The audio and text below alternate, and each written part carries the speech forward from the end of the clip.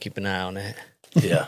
As we tend to It gets run. away from us, yeah. Well, most podcasts we did Yeah. on that other one too, because you get to talking and Yeah. you know. Oh, yeah. Yeah. We'll do like 10:30. Yeah. We're like, Wow, okay, this is We think this we're going to is a go. storybook. Yeah, And it's, we and think it's we're like going to go an just hour. a moment that we all look at and we're like, whoa, we've been talking for like wow. 3 hours straight. And I talk all day for a living. So we're like, Hey, y'all, welcome into Leesville Tattoos and Views. We've got the full crew in here today and a very special guest with us. He is the councilman at large for the city of Leesville, mayor pro temp, and running again. Mr. Phillip Hunt is with us. Phillip, thank you so much for joining us, sir. We really appreciate having you here. How are you doing this evening? I'm doing wonderful. Thank y'all for inviting me. I always enjoy coming and doing these things because it always somebody watches them and finds out something they didn't know. That's right. That's what they're about. Absolutely. So having said that, tell us who Phillip Hunt is for the people who are uninitiated. Okay, I'm a Leesville boy. I wasn't born here. I was actually born in Claremore, Oklahoma. But as a baby, my real dad, I'm actually not truly a true Hunt. My real name was Hensley. But anyhow, my dad was in Vietnam, and him and my mom got pregnant, and she had me while he was in Vietnam.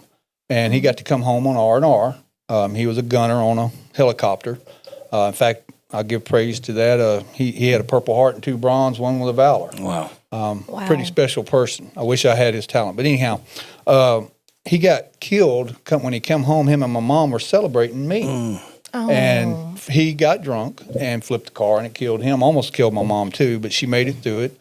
So I never really got to meet him. Don't know a lot. I do have pictures of him, don't get me wrong. But no, that's not who I am. I am a Hunt because after a year of that, my mom met my dad, Howard Hunt, through some family. It's not incest, but it's some distant cousin type stuff. And my dad fell in love with my mom, and I have a sister, and I have a brother. 2 brothers, and he adopted us when he brought us back to Leesville. So I've been here ever since. Well, that's cool, man. Now, I will tell you, I'm a Hunt, and the reason I say that is because adoptions and stuff are great, but once you're adopted, you're who you are and who raised you. Oh, yeah. And I don't really care about your last name. You know, Right, yeah. It's more important to me of who raised you. Yeah. So that's a little bit. I'm married to Nancy Hunt. We've been married about 28 years. I wouldn't marry me. I'll just tell y'all now. I wouldn't live with me. I tell people all that God knew what I needed. She's a special woman, huh? Yeah. I wasn't if you're from Leesville, you know, my family had bars and all this stuff back in the day when Leesville had all that. Right. God knows what you need. Oh, yeah. And he put her in my Absolutely. life because he seen my path where I was going. And there's It's no funny doubt how- in my mind about that. You know, she didn't save me. Don't get me wrong, but she helped me look at different as the world is. Perspective And, in life. perspectives, exactly. Changed your path. That's Yeah, right. yeah. That's right. So anyhow, I've been with her 28. What's crazy is we were friends in school. We had a group of guys that hung together, and she had a group of girls, and we all hung together. None of us ever dated each other. Never even looked at Never each looked other. at each other like that. And that was like Nancy, and her first name's Nancy. And I used to say, she ain't gonna. I said, when we first started kind of liking each other, I said, she ain't gonna go out with me. Her mom and dad's Christian people. They know where my family's from, and all. Oh, that ain't gonna happen. But we just kind of started hanging out. And one day she played softball for McNeese State down here, and her brother and me were good friends. And he said, hey, come down here and let's watch Nancy play ball. So we would go down there, and next thing you know, the game's over with, and we're on the way home. Me and her just kind of hit it off, started hanging out. I was one of them kids that hung out on the streets out here in hot rods. You know, hot rods all my life. And so we hit it off. Kind of like greased lightning. Just like it. You're laughing, but it's just like it, you know. And we've been together ever love that since. movie. Oh, yeah. You're a girl. Oh, you all- kidding me? all That's the like girls. the Look, I ultimate remember hot rod. begging. I was in drama club, and I begged our class to please put on a grease. And of course, he looks at me. He's like, "Do you know?" I'm in 8th grade. You know, he's like, "Do you know how that would smooth over?" So I got to ask this: which character would you be? Oh, I would have been Sandy. I could sing, so I had it planned out. Like I should have done the production. Wow. So She would have been time. Sandy, the director. Yeah, like hold on, let me change costumes real quick. one thing you'll find out about me since we're doing this, but I like to ask questions because I like to know stuff. I'm nosy. I'm very nosy. And anybody that knows Wrong me, with that. well, it's just how I am. You know, I like to know about people's families, the things going on. And that's kind kind of why I got into what I'm doing, to be honest with you. I wanted to help the city, don't get me wrong, because I'm from here. But it was one of those things, I'm kind of nosy, and I like to be involved in stuff. Yep. you Know what's going on. Yeah, I like to know, and at the time, I worked for Walmart, like I told y'all, 27 years, and I went on ahead and retired. The company changed a lot. It's nothing against, I tell people all the time, I love Walmart still, even today, but it's not the company I was with. Right. It's just totally different. And it's not because Sam died. I love it when people say, no, it's evolved with time. Right. It's going along with the people. Like, I don't like the self-checkouts. Yeah. But that's what people want now. And that's probably crazy when you first started. Was there talk of that? So when I got called to a meeting in Alexandria, about 3 years before I retired, and they said, "Hey, we're putting self-checkouts in the stores." And I said, "You don't need to do it in rural Leesville, Louisiana. They're not going to take it. These are older people. They're not going to be happy. These are country Right. people. They're not going to like them." And I fought it for about a year, and then they had another meeting where they said it's not an option. Right. They're coming It's whether just you like it or coming, not. yeah. Okay.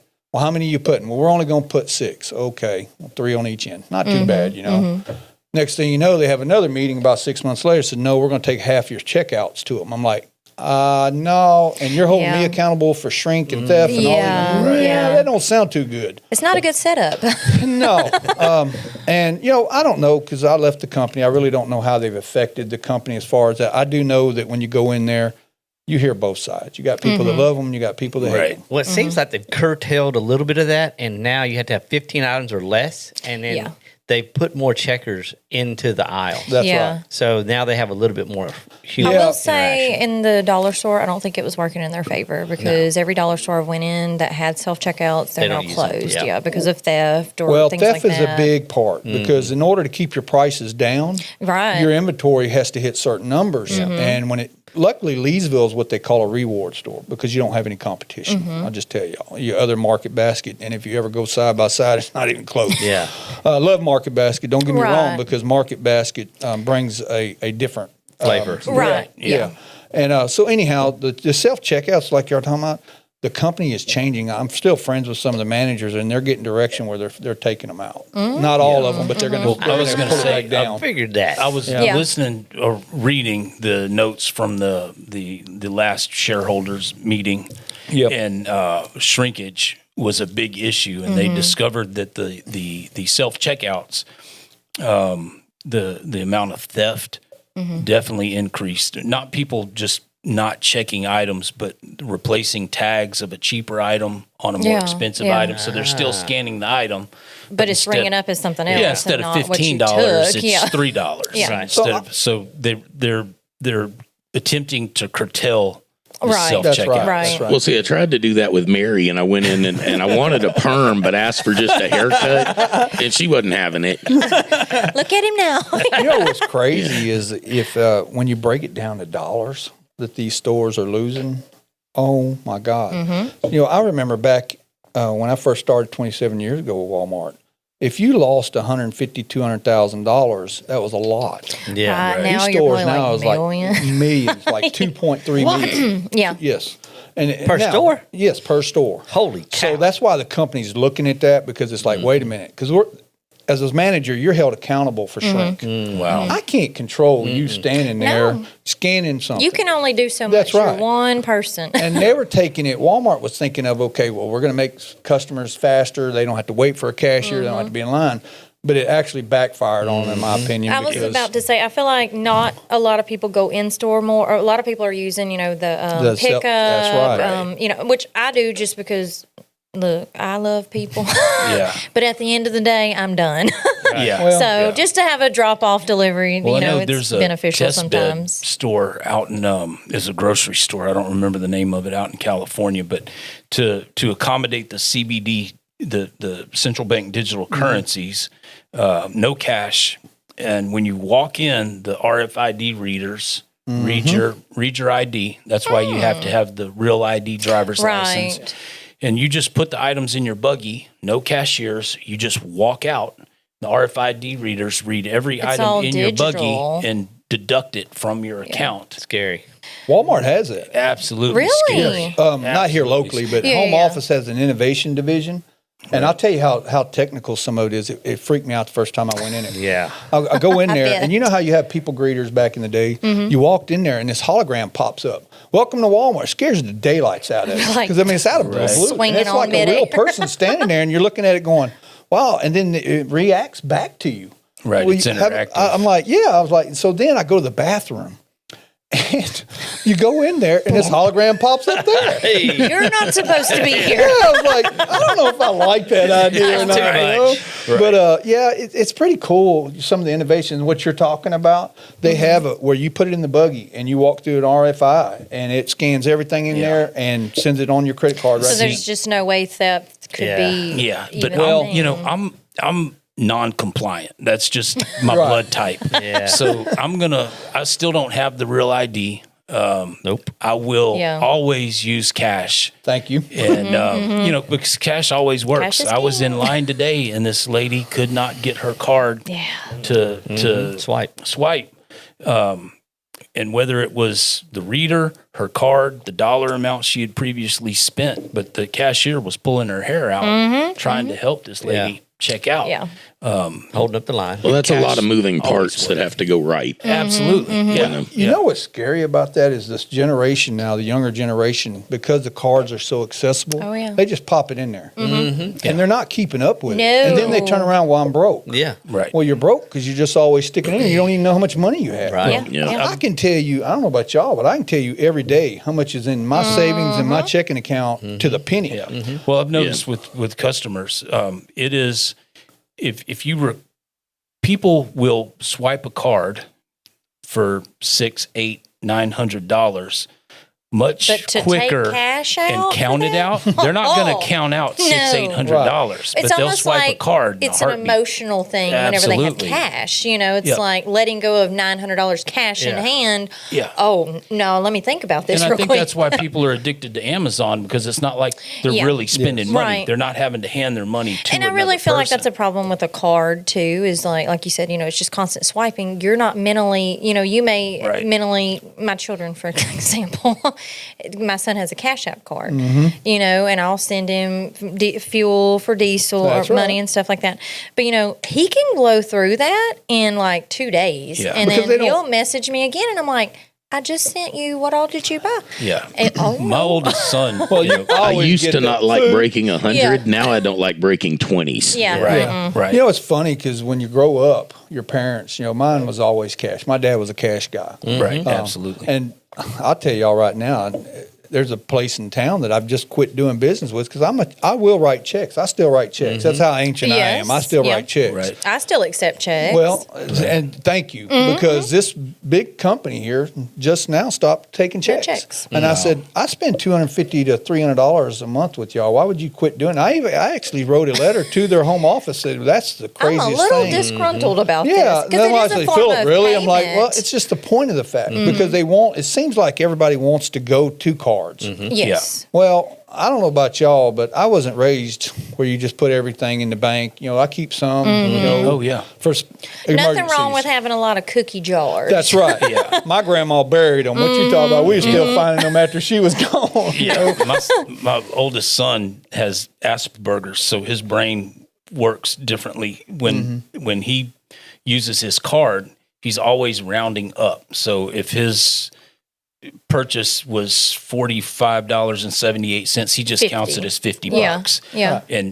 But I've tried to explain to him, once you put your money in the bank, it's no longer yours. That's They right. can deny your transaction. They can prevent you from withdrawals. So you need to keep cash. And a lot of people don't understand when you spend cash, that cash stays in the community. That's right. You know, I'm going to Keep it pay local. Josh for a hamburger for my boys.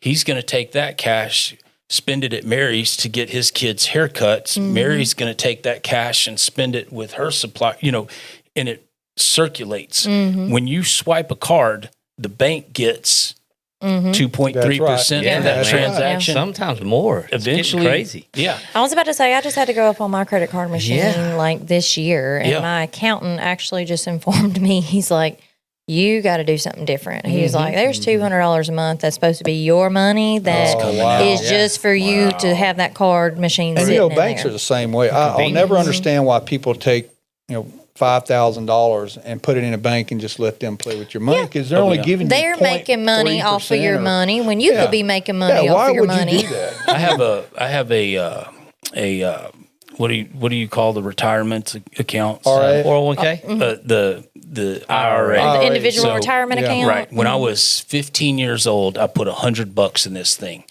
and I'd gone back to the credit union and asked them, I need to make a deposit, and the lady told me, she said, it's not worth the paperwork for $100. So I was like, okay, fine. I never contributed anything else to that IRA. Today, it has $100.03 in it. Are you serious? Wow. Yeah. Yep.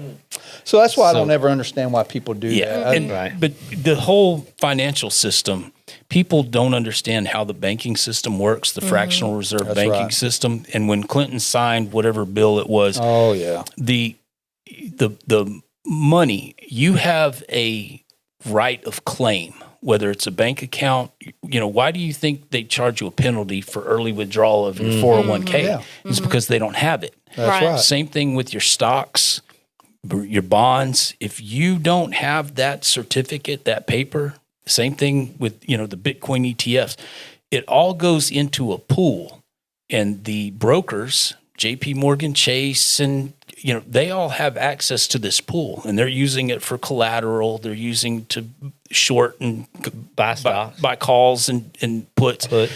But they're paying you a pittance of what that money is earning them. But if you try to get that, it's like going to the bank and telling them, hey, I want $20,000. Ooh, Yeah, that's it's the what same my thing. client today, she was like, they give you a crumb of Yeah. what, So- the whole loaf of bread. If it falls, you are not the first debtor that has claim to that. The banks are going to be made whole. The brokers are going to be made whole. The insurance agents are going to make You'll miss out. It's called a bail-in. Yeah. And the craziest part to it is our generation that's coming up, there's no, I love our school system, don't get me wrong, but they're not teaching this. I agree with you. They're not teaching, back in the day, they taught you home economics or even economics. Yeah. And you kind of got to adjust to these things. They're not doing that now. They're waiting up to these parents. And these parents are $100,000 in debt because they don't know how to use a credit card. Right. Yeah. This has been generationally happening. yes. You've got parents that have not been able to teach their kids because they weren't taught, you That's know. right. And I do believe that there should be a separate program I do too. for children who, learn your credit score, learn how that works. They don't want you to learn that. Right. They want you uneducated. They want you broke. broke. Those things They will want make you very successful at 18 if you had all that Oh, knowledge. yeah. You would know what to do with your money when you start making money, and That's right. But that would go against the grain. Well, they want you just educated enough to be compliant, To be in a debt. mindful worker, and be in debt, so you cannot escape the matrix. Be a Right. tax donkey. Yep, I love that term. I used to call us tax plants. Well, look, let's get back to I agree. to this running now, Mr. Phillip. We don't live in the city of Leesville, but obviously you're sitting next to three business owners where every decision that the city council and the mayor make affect the businesses. So, I guess my question to you, Mr. Phillip, is: do we have Dominion voting machines, and can we all go vote 3 or 4 times? For Phillip. I will tell you this, that I just found this information out a couple of days ago, that Louisiana is second in voting as far as breaking where you can't, there's no fraud Right. in the Really? nation. That's And nice to know. we're going I feel towards good. one. Right. But the problem you have, and I'm running, as you know, I always get the list of who's running or not running, voting. Right. And when you pull that list up, because you have to pay for it, and you pull it up, it tells you every single citizen who's registered in Leesville, and it's about 3,000 people. What's funny is you go through there, and I would tell you probably 40% of them have never voted. Wow. Never. So It we have a gives you lot of date. people that are not They coming They don't out to the vote, polls. and then they want to go. Why are y'all doing this, or why is this happening? And you go, well, are you not involved at all? Yeah, I mean, yeah. why do you even want to talk to you? First of all, you're not a voter. Yeah. Well, I'm registered. Yeah, but you've never Yeah, voted. but you How do you gotta- know that? Well, it's right here. It's public information. Yeah. Y'all can print it Yeah. up. Right. You don't have to take my word. You can print it up. Yeah. It gives you what date they last voted on. Wow. So, that's an important part because I'm like y'all probably, the way our United States is, and there's so much corruption and dishonest in the political stage right now. You don't know what to believe and not to Right. believe. Yeah. And, you hear fraud, all these voters, people dead and people are voting, how they vote and they're Yeah. dead. That's not happening in Louisiana. Right. We're That's number good. two. That's Now, awesome. I will tell you, I do know the legislation is looking at going to an electronic system. I'm not the biggest fan of that. Yeah. That Because y'all know as well as I do, there's people out there that are true IT people. Oh, yeah. And they You can can figure hack out into how to hack that, it. yeah. They will Yeah, figure it Kind of out. like self checkout, but yeah. They're going to figure it out. Yeah. So, Yeah. I have a question for you. Sure. What, and this is just for our audience and everything else, but what does councilman at large mean? I am over the whole city. I don't have a district. Okay. Mine is from wall to okay. wall, same as the mayor's. I did not. so you're pretty much a councilman for every Everybody. district. That, Yes, sir. now, If is that, you is live that in how the city. everybody is? No, you have districts. There's District 1, District 2, District 3, and District 4. Okay. They're specifically for the people that live within that district. I am specifically for the whole city. Yeah. So if you Okay. you have a Leesville address and it's within the city limits of Leesville, I'm You your- represent. I Okay. represent you. I got you. That was one of my Nice. questions. There's a lot of people, and I'll go ahead and clarify the mayor pro tem too, because that's a misconception. Everybody, well, you're the mayor. No, I'm not the mayor. I am the fill-in. I'm the flunky that he calls. Just in case. Yeah. I'm the flunky he calls when he can't go to something. Yeah. So he asked me to go represent. So you is know. that an elected or is that a That is elected by the council itself. okay? So the council The council votes. picks your mayor pro tem. Okay. And it has to be one of the council people that's picked. So Right. they get together and they say, well, we want Phillip or we want, No, Honestly, let's be honest. Phillip's the only one they all like. no, there's a couple of them. But the other ones don't want it. right? They're like, no, you can be pro mayor too. You like to go to stuff. You like to be nosy, so you go. And so, how many people are we looking at on city council? You have two council at large, me and Alice Okay. Guess. Miss Alice is not running again. Okay. Now, so you'll have two of them. You'll have 4 district, and then you'll have the mayor. Okay, so one per each district. Yes, one per each district. And then the mayor. Okay, so we're looking at what, 6? Seven. Seven, people? yeah. 7, including the Okay. mayor. All right, so that's the city council. Yes. Are all the positions up for reelection? No, Chris Robinson, which I apologize. I think he's District 1. He went in unopposed. And then in District 4, Jessica Herring, I don't know if y'all know her, she ran for that office and nobody ran against her, so she went in. Okay. She'll be replacing Delane Pruitt, and Chris will be, his natural self. But all the other ones are up. Okay. So when do they have to? I guess you could say qualify, or how did that? We just qualified. We just qualified on the 11th through the 13th. You have 3 days to qualify, and then you have 10 days after that. Sorry, y'all, but you can't say we can't run now. You have 10 days after that to say, hey, he shouldn't be running because of whatever reason. Right. Yeah. But now the first election is not till May 16th. Okay. Now, the early election is 2 weeks before that, so I would say probably the first week of May, they'll Okay. do early voting. Okay. Well, I have another question for you. How much does it cost to run? It's not that expensive. I mean, I know y'all are getting rich on the city council and everything, I'm but gonna tell y'all now. I'm gonna make y'all laugh. So, my council, I love them, and you have Facebook and all these YouTubes and stuff, and for some reason, people have it in their head that we get all these kickback checks, that we're getting paid for everything.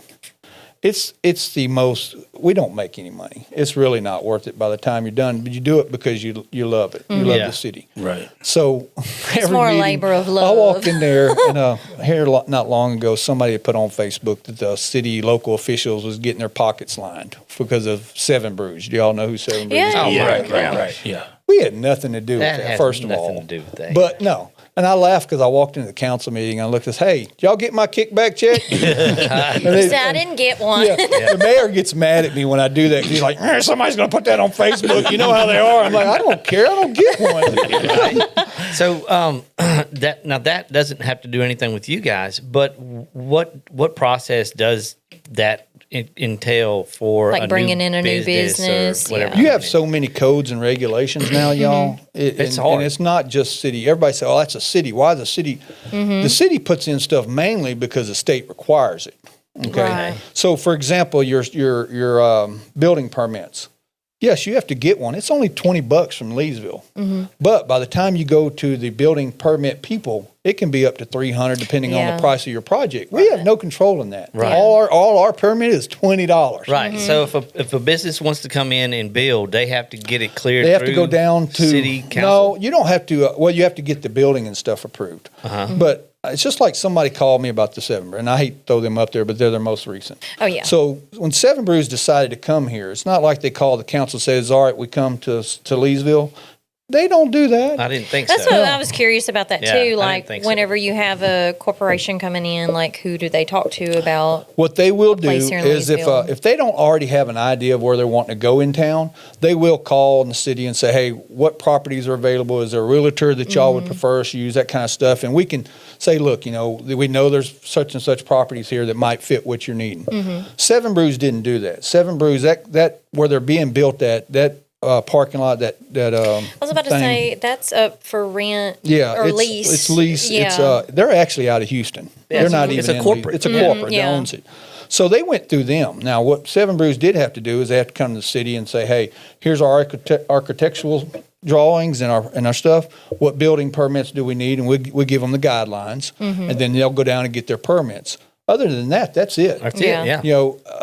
It's funny because people say, well, y'all let them put right next door to another Y'all get the coffee blame shop. for everything. And I'm like, first of all, we didn't let them do anything. Yeah. Right. That's their choice. I have heard that literally all week at the salon. Well, and I'll Can tell you what's believe funny. I'll tell you what's funny about it too is I was like, okay, first of all, y'all mad about them going next door to that other coffee shop, but y'all didn't say nothing when McDonald's and Burger King built right across the road, or when Burger King built, and then you got 2 Oriental restaurants across the Right. street from There's there. literally So why 5 are y'all fast food mad? restaurants. Forget about the auto parts Yeah, places. we ain't even gonna talk yeah. about that. But Yeah. so it's like okay, everybody here wants growth, or I do, and I do too.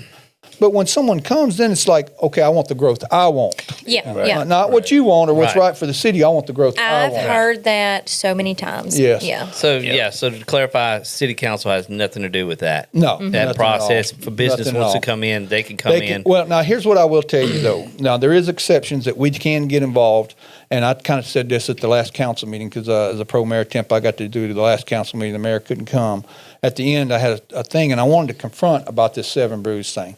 We do have the right to deny someone if we think it's harmful to the city, Right. Right. or it's going to be something that the city just does not need. Right. We've never done it other than one other time when someone was wanting to put a hemp farm out here. Yeah. We kind of denied that only because it was next to a neighborhood. Right. And unfortunately, whether you're for it or against it, you're going to have kids that are Right, going to yeah, have access to this. Yeah. So it's like that wasn't the right spot. We're not against it. 'cause Right. As y'all Just know, maybe we a have little a hemp bit store. outside of town. Right, right. But right in their back door was literally neighborhood, all nothing but homes. So, and then within, I would say 500 yards, you have a school down there. Right. That's what I was about to say. With that type of business, I'm sure that there is legalities as far as how close it could let me be tell to you certain a funny things. That's what story. we use. Let me tell you Okay, a funny yeah. story about that. So I ended up owning a restaurant that didn't have a space next to it. And all of a sudden, there was a piece of paper on the wall, and the landlord did not come to me or anything else. And so this is a family restaurant that I had, and it was, a lot of church people would come in there and stuff like that. Come to find out, whenever I took a picture of the paper and I started investigating who this guy was that was going to open up a business next to me, it was going to be a sex shop. Yeah. Wow. And so I called the landlord and I was like, hey, look, what's going on with this? It's really I not can't good for believe- business. I can't believe you're allowing this. He's like, oh, no, the window's going to be dark. It's not going to have any, it's just going to have one sign up there and that's it. Yeah. You're not going to be able to see inside the store. Yeah. They go to fill the store up and it's got the most audacious, well-built mannequins I've ever seen in my You life. said, wow. And no tent. She's endowed. Yes, extremely like Dolly Parton mannequins up there, and no tent on the windows, bright my So lights. direct opposite of what you were told. Yeah, you can see all the appendages up on the wall, and you know, just it was You said amazing. nothing left to the imagination. Nothing, and it was horrible. I Yeah. mean, it, you know, So it we was do devastating. Yeah. we try to monitor that the Yeah. best we can, and granted, you know, we're not perfect. I was I'm about not to here say a lot of the real estate companies here. I had when I looked at open up a salon, I had looked at opening up one out on Texas Highway, and that real estate company, because there was a salon already open at one end. You know, they kind of told me, well, you know, she's kind of here first, and I get that, you know. Right. So I feel like a lot of the realtors around here kind of work with people to keep things at bay. You Right. know, if there's already an established business or Well, whatever. I am going to defend the city on the Seven Brews, just so y'all know, because when we heard this, that they were wanting to come here, our planning guy, Grant Bush, we all met with him and we said, hey, look, you know, we want you to call them and tell them, say, look, they're going to build right next to a mom and pop coffee Right.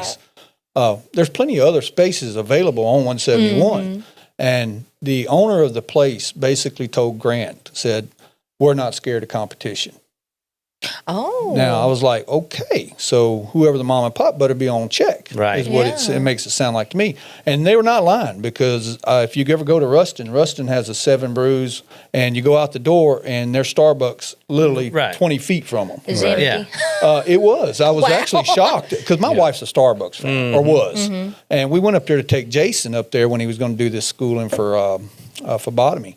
And she loves Starbucks, so I was going to take her to one. So we put in GPS, and I would get over there, and I'm like, Seven Brew, because I'd never heard of it. Yeah. Right. And it was the funniest thing. There was 2 cars in Starbucks parking lot, and it was wrapped around Seven Brews. And I was like, all right, let's go see. We got to see what You this see is what's about. up. Yeah. You know, Clearly, I'm not a we're coffee missing drinker, something. but yeah. And my wife absolutely loved it. You pull up. Now, I'm not saying this one's going to be like, because I don't know what their plans Yeah. are. But you pulled up and a person standing there with an iPad, they take your order, and by the time you get to the window, you're gone. Yeah. Right. I mean, it's that simple, Wow. and it's good stuff. I mean, Yeah. it's Yeah, really it's- good. I've heard, or yeah. theirs was. So I'm excited about it for our town because it is something new. I'm not excited about it for the mom and pop there next door. They're Yeah. good people. I have nothing against them. Well, and I guess too, the other thing that the other business offers is food. You know, Yes. and that they kind of would have a leverage per se. Yeah, they better start exploring all. Well, it's like I said, they need to be on check. Yeah. And like you're talking about, they have food, which is a good thing, because Seven Brews does not. Right. But their hours, the mom and pops, yeah. you know, Right. their hours aren't great. And that was something I seen. I didn't know, because I don't drink coffee. I don't go to any of them. But it was like, okay, well, they better figure out what to Yeah. make, because you can make it work. Yeah. I mean, if Oh, you yeah. if you love your business and you know your business, Oh, you my know God. what it takes yeah. really to make it Yeah. work. Cody had said that one time. He was like, I don't think people see, because I was in there writing checks before we did that. Yeah. And he's like, people just don't see the backside of like when you own a business. Oh, yeah. You put They everything. think you're making money. Yeah. You're rich And I'm like, now. dude, and your hands off. You don't have to do anything. You know. I said, Speaking of I which, just got an aerobic exercise mopping. It's always fun and games till your head artist breaks their hand. Oh, wow. Yeah. Yeah. Yeah, that's yeah. not a good So, thing. yeah, I'm Yeah. down out of the water. I'm dependent on cash heavy. That's his other employee. She's doing great though. Oh yeah, I was about to say it was so good that she came in right when she did. God when this God happened. works God his gives you crazy what you need, ways. yeah. because she came that Wednesday. Her and her fella introduced themselves, and I thought they were customers. She explained who she was, and I was like, "Yeah, come on, absolutely." And then Divine intervention. she set up Thank you. Thursday. Thank you. Friday rolls around, she does a piece. Saturday rolls around, she does a piece. Sunday, I break my wrist and ribs, and You I'm come dead back in the and water. you're like, so you're going to be doing a lot of work. Yeah. But talking about the hours, like there's times I leave out of here 10:30, 10, 11 o'clock, and Mary is walking out of her door. Yeah. I'm like, you're here late. And she's Yeah. like, yep. I pull up at 9 a.m. Her car's already cooled down. She's been here since 7:30. Yeah. Oh, wow. That's But I because tell she's my- getting rich. Yeah. Yeah. I tell my girls that all the time, though. Don't get me wrong. Hair salons are 10 to 5. I said, but where your sweet spot is this economy is at a time where people can't take off work. So offering Right. late appointments, baby, you're going to stay booked. Yeah. You got to do what it takes. Mm-hmm. I mean, it's just if you love your business and you're Well, a it's businessman, almost you got to like do it. it's almost like water. You know, it's just you got to flow Flow, with it. yeah. Flow the way it's going. Don't even try and fight it. It's not how well you plan; it's how well you adapt. And like you were talking Right. about writing checks. I mean, I'm sure Mary and Josh are the same way. I try to make it as easy as possible for the customer to pay for the service. I don't care if it's That's right. check, cash, credit card, debit I card, remember Bitcoin. at one point last year, I was like, "Bring me a Bullets. chicken." Why would you Yeah. limit? Why would you ever limit yourself? But right now, Yeah. silver, Silver. silver bullion, all the silver you want to bring. Yeah, you got a silver Bring buckle. your pennies. I'll take it. Yeah. all your pennies. People laugh. I will stop and pick up pennies still. Yes. My son I do too. gets Yeah. on me. He's like, "Daddy." I'm like, "No, my daddy would whip you. You walk by a penny laying on the ground." Oh I yeah, mean, especially if it's heads up. Oh, that's right. Oh, yeah. No, you're right. You're right. That's right. Or wheat. Yes. Oh, yeah. Wheat penny. I got something. Oh yeah, yeah. Now, people have asked me a couple of times over the years what it's like to be famous because I have a forward-facing, sort of public-facing job, which is absolutely ridiculous because I have the same response every time.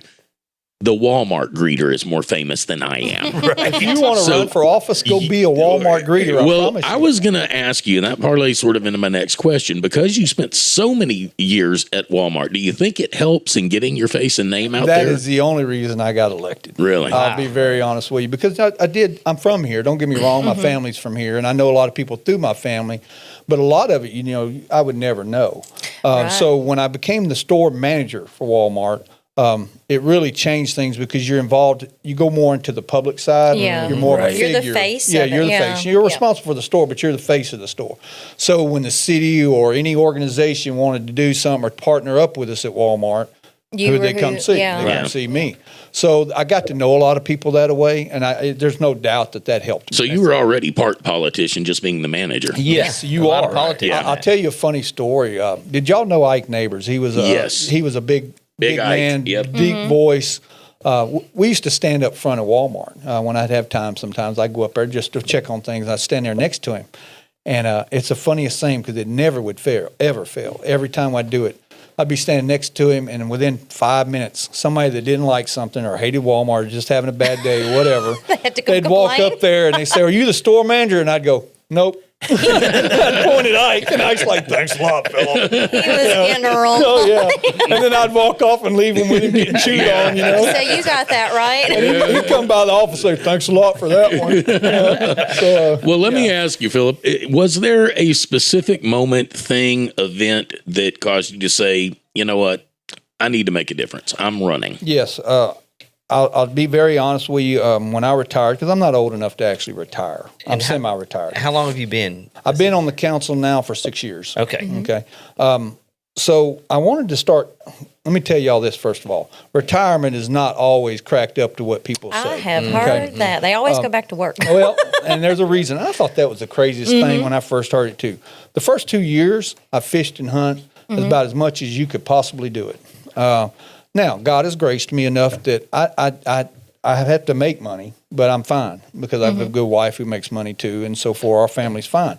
Well, anyhow, I found myself wasting days, man. Yeah. I'm talking about. My wife would come home. She'd go, "What'd you do today?" I watched Seinfeld all day. Yeah. A life without purpose Exactly. is just That was the worst. yeah. And then I caught myself one day and I was sitting there and I said, "Man, I got to do something." And it just so happened, the mayor, Rick Allen, said, "Hey, man, Phil, why don't you come to a council meeting?"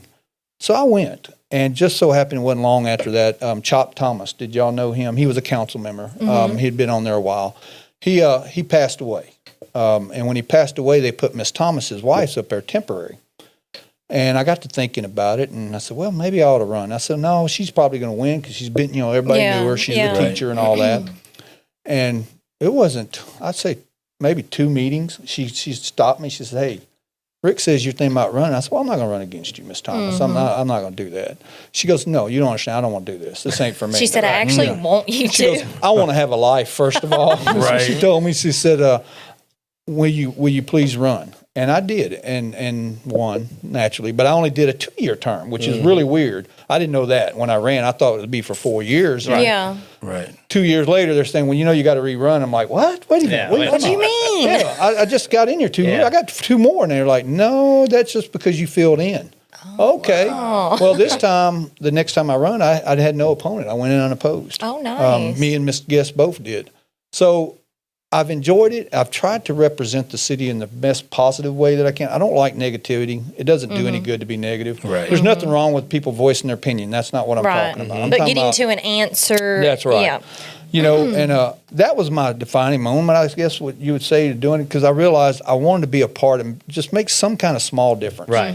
You know, people don't realize, it's your council and the mayor and all, and you do control things, but there's some of it you have no absolute Right. control. There's Right. things that I found out when I got in office. I was like, you're kidding me, right? What do you mean I can't just call you and say, fix a pothole on 10th Street? What do you mean? I mean, they see tried it. to explain that to people, even like you can't just, like you said, make a phone call. Like Yeah. it's a whole Right. legality to it, you know? 25 years ago, you kind of got away with that. But now, because of audits and so forth, that the way the state is, every penny has to be accounted for. Every man hour has to be Right. accounted Right. for. So there's a paper trail Oh, on this yes. that you And probably would waste your whole I life laugh reading. at people because they're like, oh, you're crazy. You know, yeah, blah, blah. And I'm like, let me explain something to you. I was in there when the audit come in the last time, or last couple of times I've been in there. The first thing that auditor does, and he's not a very friendly person, I'll tell you now. He's not there. I personally think he's trying to find something, which he should. Yeah. But I'm standing there, and the first thing he tells, he says, I need anything with the mayor's signature on it, and any council member, I need it on the desk. I need to go through it. And they sit there, and he goes through it. And if it's something that you voted A on or put your discrepancy. name on, you got to answer for it. Yeah. And nowadays, the way the state is, it's not just saying, hey, I'm sorry, I didn't understand that. Well, let me put this $5,000 fine on you. Maybe while you'll you're at understand it. it a little better. Yeah. Right. That's the way they are. So you have to be very careful on some of that Right. stuff. It's not as simple as just going in there sometimes. And don't get me wrong, some things are. Don't get me wrong. But I'll tell you one of the biggest misconceptions people have. They have a high water bill, and it's on their side. When I say on their side, I'm talking about past the Right, meter. their side of the meter. Right. They'll call up there and say, well, it's $400. Can't y'all just give me a forgiveness? Used to, you could do that. Used to, the state would allow you one forgiveness. They don't do that I anymore. didn't know that. Yes, Yeah, they used I to didn't do know that. Like if you had a catastrophe water Yeah. line Well, break. like a water Yeah. bust in your wall, Right. uncontrollable. You had to put on there why you did it, but Right. they did. But you can't do that anymore. Wow. And now, because people used to do it, especially the old timers around here, they used to do it. Yeah. Well, I'm sorry, that's not the Right. law. It's the law now Said changed. 2026, it's a little different. funny. Yeah. But I Do imagine. you have a question? Oh, go ahead. Well, y'all go ahead. I was just going to talk about the growth of government adds to the bureaucracy. The bureaucracy adds to Yes, it does. length of time. I mean, when I decided to open here, I had planned 3 to 6 weeks. 3 weeks Yes, if everything goes yeah. smooth. 6 weeks if we run into issues. yeah, that's how Leah and I That's first smart. met. Was That's like, actually very smart. know, Most people don't do talking that. about business because Yeah, you, and yeah. His I was- plans got blowed out. Yeah, of the water. his plans Right, it got was, derailed. I understand why so many businesses go outside of the city limits now to open, either on Billy Goat Hill, Entrance Road. And even if you look at the growth of DeRitter compared to Leesville, or Manny compared to Leesville, even Gardner compared to Leesville, the disconnect between the process and the procedures to actually get open. I had a war chest to get open and depleted it because it took me roughly 4 months to get this place open, between the painting, the remodels, becoming compliant with the Department of Health and Hospitals, Inspected. the inspection, having to hire licensed contractors, I having so disagree that with in- having to do that. Too. you know, and the people at City Hall, they do a great job, but the right hand doesn't know what the left hand's Yeah. doing, and the city has contracted the inspecting out to a business, and that business was just bought by a company in Alexandria. The building inspector, you're at his mercy as to when he's going to come by, when he's going to, and there's no clear. it's A, B, C, D, but before you can do A, you have to check with B, and B has to Yes. approve it before you can go to C, and C then to A. It should be more streamlined. Well, It and should that's be what I was much just going more to say. We're trying to streamlined. do that. At one time, we were actually trying to look at having one office Ooh, that that CMA would go do into so good. and do nothing but That's- you get everything out That'd of be that nice. office. That's Yeah. how it was when I opened Speakeasy in Alexandria. Yeah. You went to one window, and they gave you a form. And when you did A, you went to B, B to C, C to D. Yeah, and you couldn't- went back to the window, and they You know, told it's you. funny you were on talking this about day- that inspector being bought out, and this is the disconnect that there is, and he's not lying there. We didn't even know it. We did not get a notification that they had done it or anything. Really? He So didn't tell y'all you. wasn't even No, aware. well, all we got was Facebook. Somebody got on there and said, "Hey, they just charged me $190 for a permit." The city did. Well, the city didn't charge. We only charged $20. You charged but what that that company company- that bought that business puts a fee on it for their inspector to go do it, and we didn't even know that. Yeah. He was like, "Wait a minute, what?" The people involved, right? The best I can tell, they've never opened a business, started a business, or ran a business. So if they get paperwork on Monday, maybe they get to it on Tuesday, yeah. they get all the signatures and then pass it to the desk on Wednesday. Maybe that person gets to it on Thursday, but then they pass it along on Friday. Well, it's Friday. They're not in a hurry to do anything. He It gets said, passed over "I'll the talk to you weekend. Monday." Maybe on Monday it comes through. It was the same thing with the plumbing. The plumber did their job. The inspector comes in and goes, "That's great and would have passed last week, but the state changed the rules and this has to be done." Well, that was over a holiday, so I lost Wednesday, Thursday, Friday, Saturday, Sunday, Monday. They came back Tuesday, made the corrections.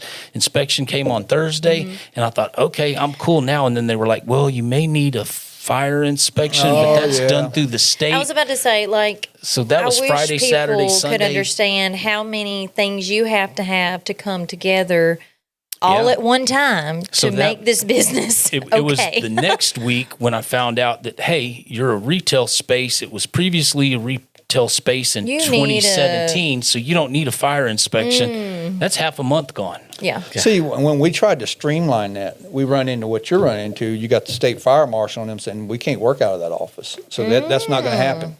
And then you got the inspector. He says, "Well, I don't really work for the city. I work for the state. You're just getting a permit fee because it's in the city." So he wasn't willing to do it. So getting people to come together Yeah, it was and like, create so we this. kind of just null and voided it because there was really no way other than ours. Now, I will tell you this. One thing we're trying to do since this happened with the permit thing is we're trying to get someone in our office, the actual city hall, to be certified to give that permit. So he can just go and inspect it and say, Yeah. "Hey, it's done." Boom. So there's not a huge wait it's like I time. told him, you can't, as a business owner, a brand new mom and pop or business person, you can't afford to go spend $1,500 on permits running around town, however long it takes, Yeah. No. and then make it because Yeah. you're already in the hole. I was about to say, it's, I had a business owner call me, it was probably 6 months ago, but he said, "You wasn't lying." He said, "They cut my legs out from underneath me before I ever get started." Yeah, And I said, do. "Yeah." But he was talking about, the down payments for electric and stuff. He's like, "I just had no idea." And I was like, "Yeah." And what's crazy is when you have to have that stuff, you don't get that money back. You're not getting it back till you close, and then Yeah. you're lucky if you can prove it Yeah. that you did it. Yeah. And You know, I mean, so- but there's a laundry list of businesses that gave Leesville a pig and a poke and went somewhere else for one issue or another, whether it was a land issue, a permitting issue, the process of getting open. Well, and then a lot of these older buildings, I came into this issue when I opened up. They're grandfathered in, and I had to get a new occupational license, and I also had to get it re-inspected because the previous owner was grandfathered in, and he never had it inspected. That's right. So that was something new. I'm glad I hadn't built anything in there, Right. Because then he'd have been like, "Yeah, you're going to take that down." Well, what's crazy, they make you come up to code, and now Yeah. the codes, y'all, that's not done by us. We don't set the codes. That's done by state. Right. But there's some of them that are ridiculous. Like, Yeah. I don't agree. I don't know about y'all. I can paint. yeah, I don't need to pay a No, contractor to do that, a certified. I can do most plumbing now. I don't like it. I hate plumbing. But Most men in Leesville can are do that. handymen. Yeah, So- they figure it out. and no offense, I'm not hiring somebody to put in a door that I can put in. yeah, I mean, all of us are a little bit redneck. Yeah. We can, backwood engineer some stuff. So why do we as a state require that? Now it's required. Now I'm gonna be the devil's advocate. one reason they require it is because, unfortunately, we live in a state that loves to sue. Yes. Yeah. And what's happened is with the hurricanes and all that, when all that happened, they come back and say, wait a minute, who put this roof on it? Right. A normal contractor would have put it on the right way and it never would have blew off. And then insurance doesn't want to. Well, then they don't pay. Yeah. And then they're like, wait a minute, So I get both sides, but I do think, I'm like you, I think there should be more of a streamline. Yeah. Well, as a business owner, city-wise. what you learn is the process is the punishment. So it's better to just beg forgiveness than ask permission. Yeah. It was already like that. I'm not going there. That's all I'm going to say is I'm not going there. Josh had an issue. He was shut down for a month because some 1927 plumbing under the street backed up. Yep. They had to dig up the concrete out of his floor out into the street, and It was a mess. Yeah, you look like a crater. But I mean, It was like vomit. No, that was Queen Anne era plumbing. Y'all laugh. When I was a store manager at Walmart, when we remodel, they redo the plumbing in the store, and they'll have a backhoe in the store store. dug up. He did. I had Yeah. a backhoe inside my it's crazy. freaking restaurant. Oh my God. Y'all had to wash out all the concrete stuff. Oh yeah, I had to wash it floor to ceiling. That's crazy. Everything. That's Yeah, just it was crazy. nuts. So how long has Rick Allen been the mayor? I think he's been there 12 years. Okay. Years. As y'all know, he's not rerunning, but I think it's 12. I'm Okay. pretty sure it is. All right. Who is running? From what I understand, there's a guy named, we all know him, Lewis Hopkins.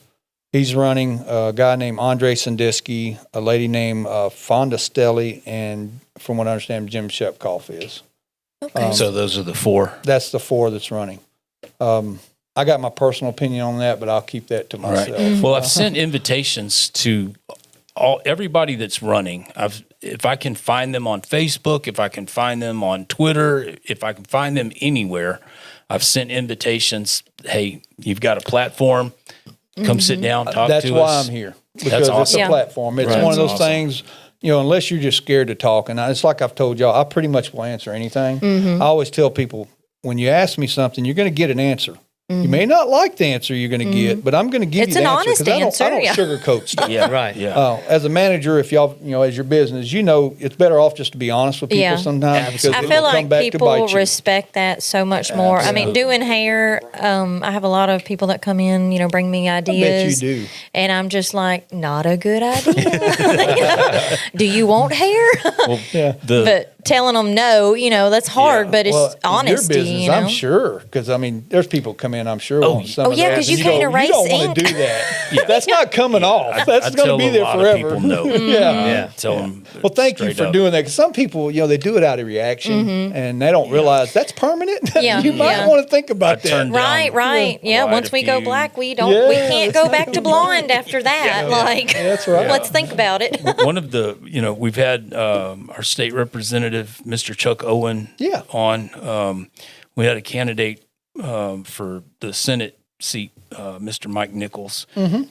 Some of the similarities I've noticed between you and these other two people, y'all are very proactive, very curious, very willing to listen, and just straight up honest with how things are, what you're facing. The city of Leesville, you said there's roughly 3,000 people that can vote.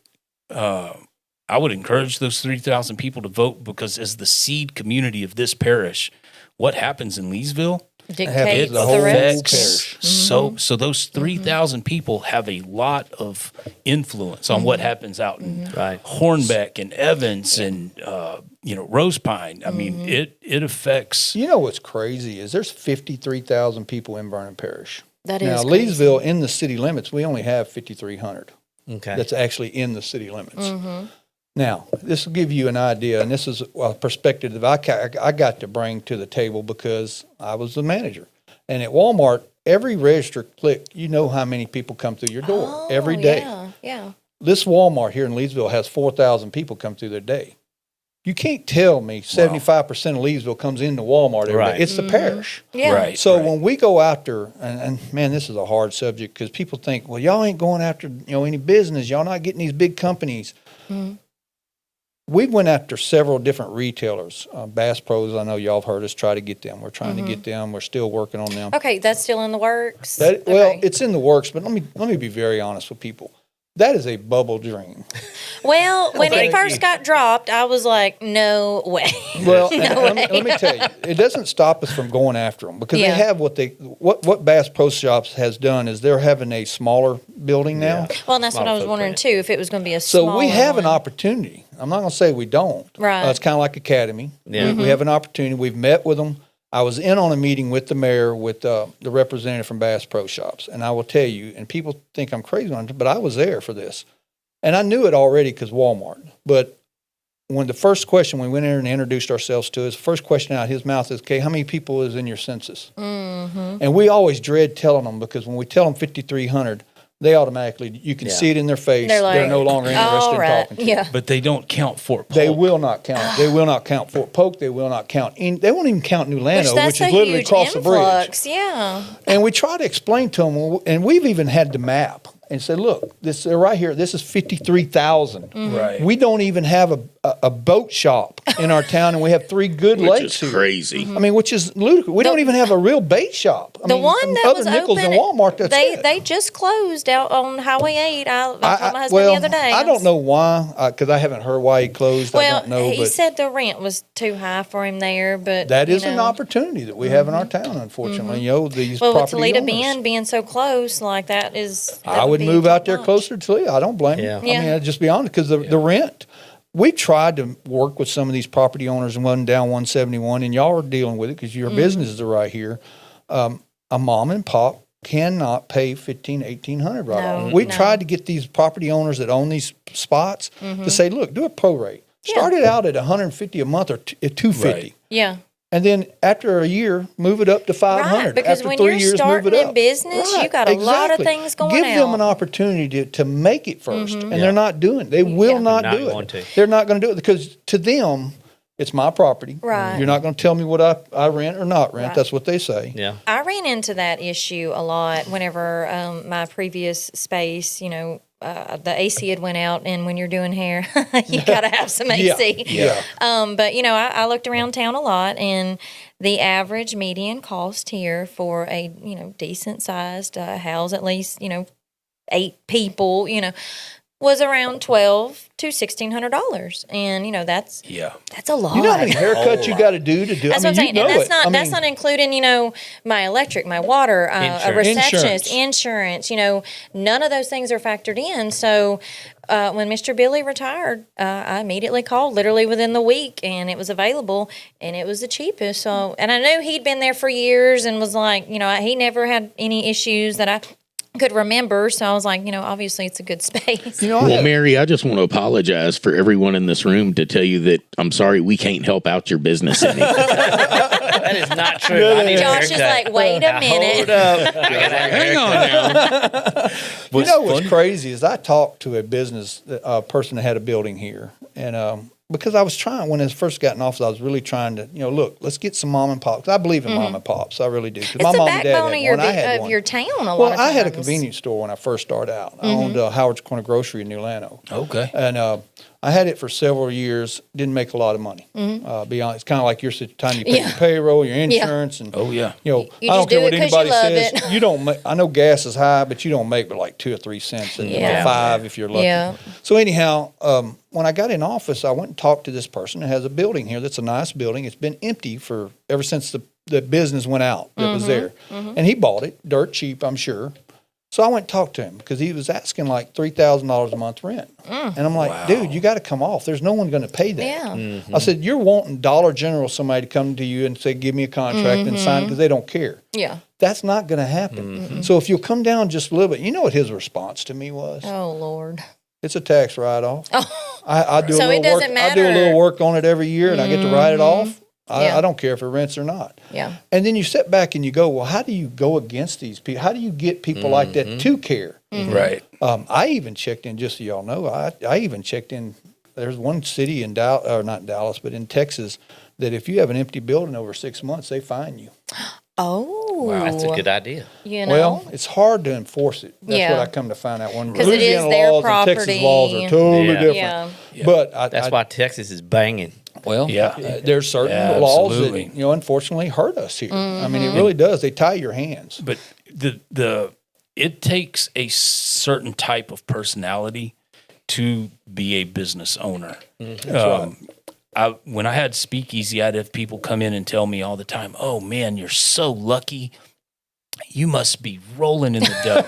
And I couldn't make them understand I am the last one Who sees a dollar. I get the crumbs, right? I've got to pay. I get what's lease, left over. I've got to pay the employees. I've got to pay taxes. All I've got that to comes buy out. supplies. Products, I've got. yeah. I'm responsible for everything, and I get what is left. And But that's a lot with people. If you own a business, they're like, "Oh, you're doing so good," and I'm like, the I mean, misconception yes, is, but like it's a lot what that is goes your term out. of good? You know, I'm the one that was sleeping on the couch for 3 months and working That's 18-hour days. Yeah, to and, make it good. and trying to figure out, okay, how do we do this? So a lot of people are not built for the dynamics Business of owning a owners business. are very innovative, and we, like I was talking about earlier, we go with the flow. And a lot of people, critical thinking kind of stops whenever life is like, "Oh wait, this happened. Let's figure it out." We got to figure out how to work through this. Carrie Joe had one of the best phrases I'd ever heard. She called it a creative. Yeah. Most business owners are a You creative. have to Very be. because You have you got to to be be able creative. to pivot and move and know, you're changes an ebb and flow type person. But you know what's funny is what you're talking about is exactly how the mayor, when he got in office. Now, granted, he was there a little bit before me, but the council, we looked at it as, okay, wait a minute. And I'm just going to tell y'all, and most people don't know this, but when the mayor took over Leesville, this mayor we have right now, he'll tell you a story today that his first day he went into his office. He's a mayor, he's like, man, I done it, Yeah, I'm he here. goes in there and the city administrator, who is not the one now, but the one they had then, walks in there and says, "Hey, I need to pay payroll." And he said, "Okay, well, pay it." Yeah. And she's like, "We need $75,000." So He like, says, I got "Okay, well, pay it." We don't have it. Oh, And she's like, "Wait a minute, you're telling me that My I got first day more in money than the office. city of Leesville? Why did I run?" yeah. And he's like, "Well, what do we do?" She goes, "Well, we're going to have to go get a loan." So they went and got a loan to Wow. pay the payroll for a couple months to get it going. And luckily, our mayor was smart enough, and he walked into this contract with Ft.polk for grass cutting, which brought a lot of money to the table. It really did. It brought like $3.5 million to the table that we didn't have. Right. So we've been, the council and me now and the mayor, ever since, at least since I've been in office, we've been very good stewards of the money. Right. As business owners, you have to You treat have it as to a be. business. Yeah. You can't just Oh, go yeah. because you got money finally in the bank Yeah. and say, "Man, I finally got an extra I was $500 about to here." say- Wait a minute, Miss Phil. I thought y'all could just print trillions of dollars out of midair. If I had federal that, government. are you Oh, kidding come on. me? Why are we paying taxes? Just print some more I get money. that one too. Well, I pay taxes, so do I. It's really funny because we've really worked hard, and it's not easy because, when you get in office, you're trying to help people, or at least for me, I'm trying to help people. I got in there to make a difference, to help people Yes, when sir. I can help. Some things you can't help. I mean, some things they're ludicrous about. But we've worked real hard at trying to set Leesville up. So because we didn't know at the time, the mayor wasn't going to be here no more. Some of our council now is not going to be there. So we tried to set it up where our city will run for a while. Right now, our Leesville, and I know Leesville's, everybody's got some negatives or whatever, but our city right now can run without a single thing for 362 days and never have to take a loan out. That's Wow. good. Yeah. Now, we're in the top 1% of the state that can do that. There's not 5 cities in our state that's our size that can do it. Now, that's not bragging. That's just telling you that we watch our money. We don't just, when someone calls with a great idea, say, "Okay, let's do it." Yeah. There's some great ideas out there, and there's some of them we've implemented and some of them we haven't. But we're going to keep, as long as I'm in there, be stewards of the money, because Right. the worst thing that we can do, what the mayor found out when he first got in, is the mayor's previous, and I'm not slamming any of them because some of them are some great people and they really meant well for the city, but the city was broke. Okay? Right. They didn't have any revenue really coming in other than water, sewer, and honestly, because of favors and all this stuff over the years, they didn't raise the rates like they were supposed to. And the state was coming after us saying, hey, y'all don't raise it. The state, y'all do know the state can come in and take over your city. Yeah. Did y'all know that? Some people don't know that. I've heard it happening before. Yeah. It's fixing to happen in about 10 cities in our Well, state I right just now. saw where New Orleans had to make a $230 million loan, and they blew through it in about 28 days, and I was they're going to about have to to come say back there and ain't make no another telling what they spend. 180 So million or what, something like when that. you say that, think about, okay, what did they spend it on? Did they go spend it on good stuff? No. Or did they go, oh, well, I got to take care of such and such. We over know there. that answer. Well, so that And with we don't Mardi do. Gras season bringing in that much money, Yeah. somebody's not doing with the Well, money. and I'll give you an example. When we got to looking at the city as a whole, the stuff that the city has, not you as a private individual, but the city owns, which is our golf courses, our ballparks, and all this stuff, and the water and sewer. That's which makes our revenue. We started looking. Well, we were losing money in our golf course. We were losing money in our little event thing that they have at the golf course. The ballpark was just eating us alive. Yes, yeah. And it was like, wait a minute. Why are we losing money? So we started digging in it.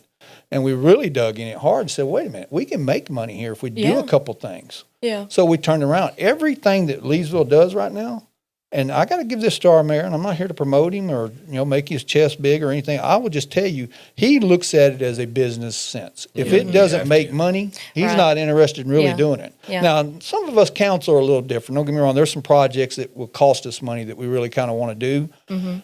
But to get him to buy into it is really hard because if it ain't going to make money, he's not Right. really interested Right. in doing it. Yeah. And that fortunately, that has put us where we have 19 million in the bank. So he's been a very creative and innovative. Well, mayor, I'll give you an huh? example.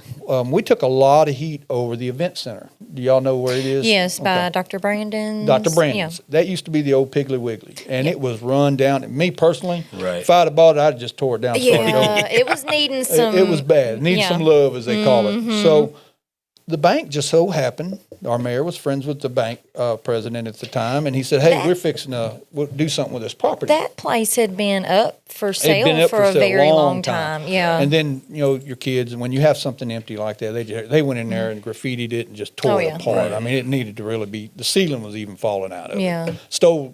Crackheads that stole all the copper out of the air conditionings and stuff. There was it no was Freon, bad. no copper. No, there was so nothing. so we have a shell to work Oh with. yeah. Well, and just so happened at the time we were kind of trying to figure out, a new event center so that everybody could contribute and use. So we got to thinking about it, and like I said, the bank called the mayor about it and said, "Hey, we're trying to unload this thing. We're going to let it go for what we owe in it, and dirt cheap." And we bought it, and we were like, well, "Okay, wait a minute. We're fixing to have to take a loan out to do this." Just so happened, Senator Reese was able to get us a little bit of capital Oh outlay. wow. Yeah. And with that capital outlay, we didn't have to put any money. And then next thing you know, Nice. we were like, we said, well, if we can do this, if we get some of our civic organizations like the Pilots and the Kiwanis and To all donate to to it. come, and we'll give them a room in there that's their meeting room. They can do what they want with it. We'll give them a key to the building so they can have their meetings there Right. if they help get the building ready. That's such They a good came idea. and painted. They did all the work. The mayor, between the city and them and our maintenance department, we went in and did all this. So we didn't even have to take a loan out. We had people donate the whole kitchen. The Merchant Farmers Wow. Bank brought in and donated for the whole See, kitchen. I in didn't there. I didn't hear about any of that. That's awesome. One thing I will tell you that we're lacking in the city, and this is nothing I hadn't said to the mayor or even our city administrator, is we do a horrible job of letting the public know what we are doing. PR. Right. Yep. Yeah. PR. Communicating. Do y'all have anybody that does We PR? do now, but and it's nothing against them. I just still don't think it's where. I It's don't not think hitting- they're. Yeah, it's not coming hitting. across to the Back public, in the yeah. day, you had the newspaper, so if you put it in Yeah. the Right. paper, everybody's seen it. Well, now you either have YouTube or you Facebook, have or- Facebook. yeah. And You if it have- ain't on there, you don't know. You have to be do it. digital, and it has to be consistent. That's yeah. right. I was always arm's length from the internet. It just wasn't real to me. And my brother had to explain to me, he's like, dude, there are people that spend 8-10 hours a day Scrolling. That's right. engaged on the internet. And then I started meeting people that are actually making money off the content they post. And I was like, well, I don't have a presence. He was like, nope.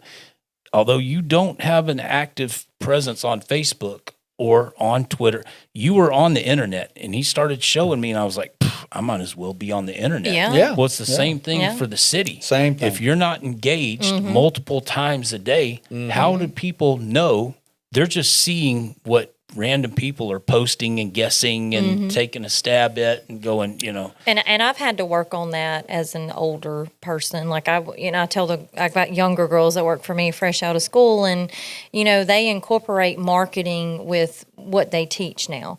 I didn't get that. Exactly. I was out of that, but these days the online presence is they see you, it makes you. She says older person. She just graduated 8th grade. Don't let her fool you, man. She's probably the youngest one sitting here, right? Probably so. Well, she's barely older than Jason. But Okay. yeah. All right, here we go. Hey, look, Mr. Phillip, can you hang out for a minute while we take a break? Yeah, definitely. All right, I'll tell you what, with that, we're going to take our break here on Leesville Tattoos and Views. We will be right back.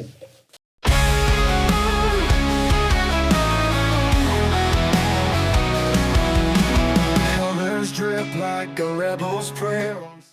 Whenever you're ready to be bold, it's time for Magnolia Lane Beauty Parlor. Call 337-404-1703. Find them on Facebook or book your appointment through Vagaroo. Whether it's a beautiful cut, the perfect color, or just a fresh update, Magnolia Lane Beauty Parlor has you covered. They're right behind Domino's in Leesville at 1614 South 5th Street. And remember, be good to your hair. You wear it every single day.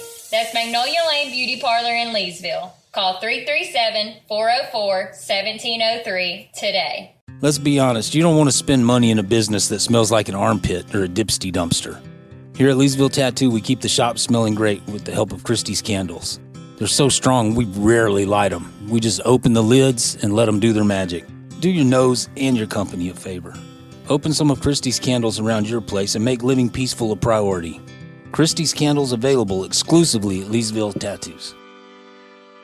Carrie Joe Photo Co. is the only choice when you're serious about preserving those special moments that only happen once in a lifetime. Weddings, engagements, graduations, grand openings, organizations, and events. Carrie Joe Photo Co. are the professionals. Need your event filmed? At Carrie Joe Photo Co., it's not a problem.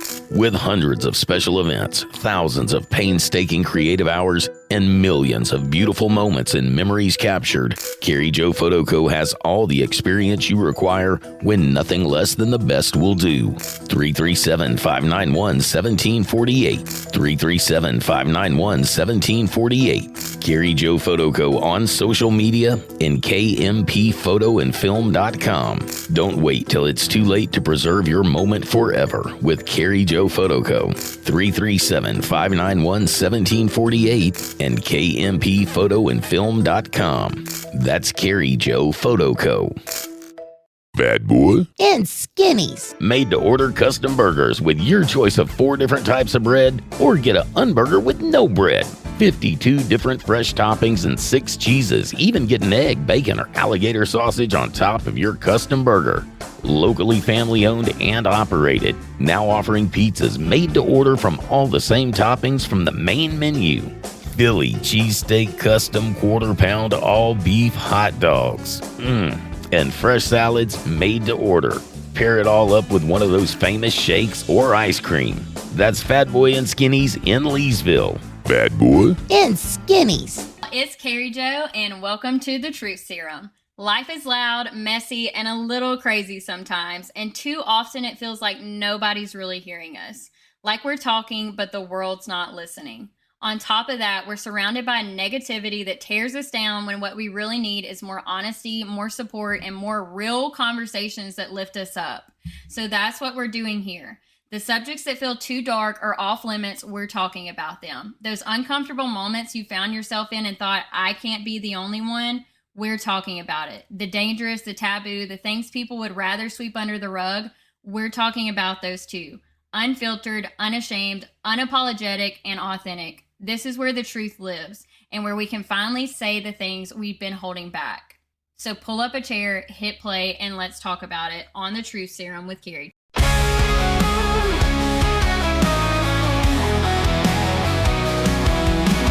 Colors drip like a rebel's prayer. Mr. Phillip, send me. I'll do it. I promise. Welcome back I'm into all about Leesville it. Tattoos and Views. We got the crew here. Also, Mr. Phillip Hunt and Jason Hunt joining us as well. Of course, Mr. Phillip, the councilman at large for the city of Leesville, also mayor pro tem, and running for re-election for councilman, city councilman at large. So, again, Mr. Phillip, thank you so much for joining us. We really appreciate having you here. I wanted to ask you, since you've been with the city council, what would you say your biggest accomplishment or proudest moment is up to date? Right now, for me, there's two things. One is the budget, because we do have a big surplus that the city can be all right if it's run right, no matter whether I'm in office or who the new mayor is. If it's someone with business sense, they can keep the city going forward. Right. Nice. It's been set up to Right, where it's set up. if you can take it, and run it, And that'd be great. and there's enough money there that if you have some projects that need to be done. I was about to say, I saw him post on Facebook about the budget, and that was honestly the first time I'd read about the Bass Pro Right. being, because I kind of looked at my husband, I was like, ooh, So, I'm excited. I'm excited if it happens. Yeah. But I'll tell you the biggest thing other than that would be the ballpark, our Leesville complex. I don't know if y'all have been out there. If you don't have kids, you don't. It's probably been 3 years Oh, because no. my We kids need to go are. back. Where's it- yeah. It where's ain't it near at? the Well, same. and that's what I was about to say. It was pretty run down. It's on the you know. backside of the fairgrounds. Fairgrounds, in there. okay. Now, we now have astroturfed fields. They're no longer dirt. Now, that's the inner fields. The outer fields are still grass, but they're nice. We added in playground equipment. I don't know about y'all, but like when Jason was little, he come home yeah. dirtier than the ball I was players. about to 'cause they played in say, that big my red kids pile would of have dirt to over there. strip Yeah. before getting in my car. That's no longer there. That red pile of dirt is gone finally. I mean, we loved it because it gives the kids something to do while they're playing. But man, I literally would carry an extra set of clothes. I'm just very proud because there's so much out there we're doing. And the best part, believe it or not, is it's making money for itself. It's self-sustainable. Right. So will That's that awesome. complex be used for travel ball? We just had a and- tournament. That's why we did all this, just so you Fixing kind to of. say Alec was banging on Okay, the so Johnny Downs we did fields. we had a study done, economic study done, and we haven't got the complete results yet. But we went when we first thought about doing this. I went and visited, most of the council and the mayor. We went and visited Ruston, Ellick, and Natchitoches. Natchitoches has a nice Kind of take a facility. look at what everybody else had. We wanted to see what they were doing because Yeah. they were making money off of it. It Right. Mm-hmm. was helping their city. So we go and we look at them, and they're at a scale that we couldn't afford. Right. Right. Just be very honest with you. It was, they spent $40 million. Takes money to make money. yeah.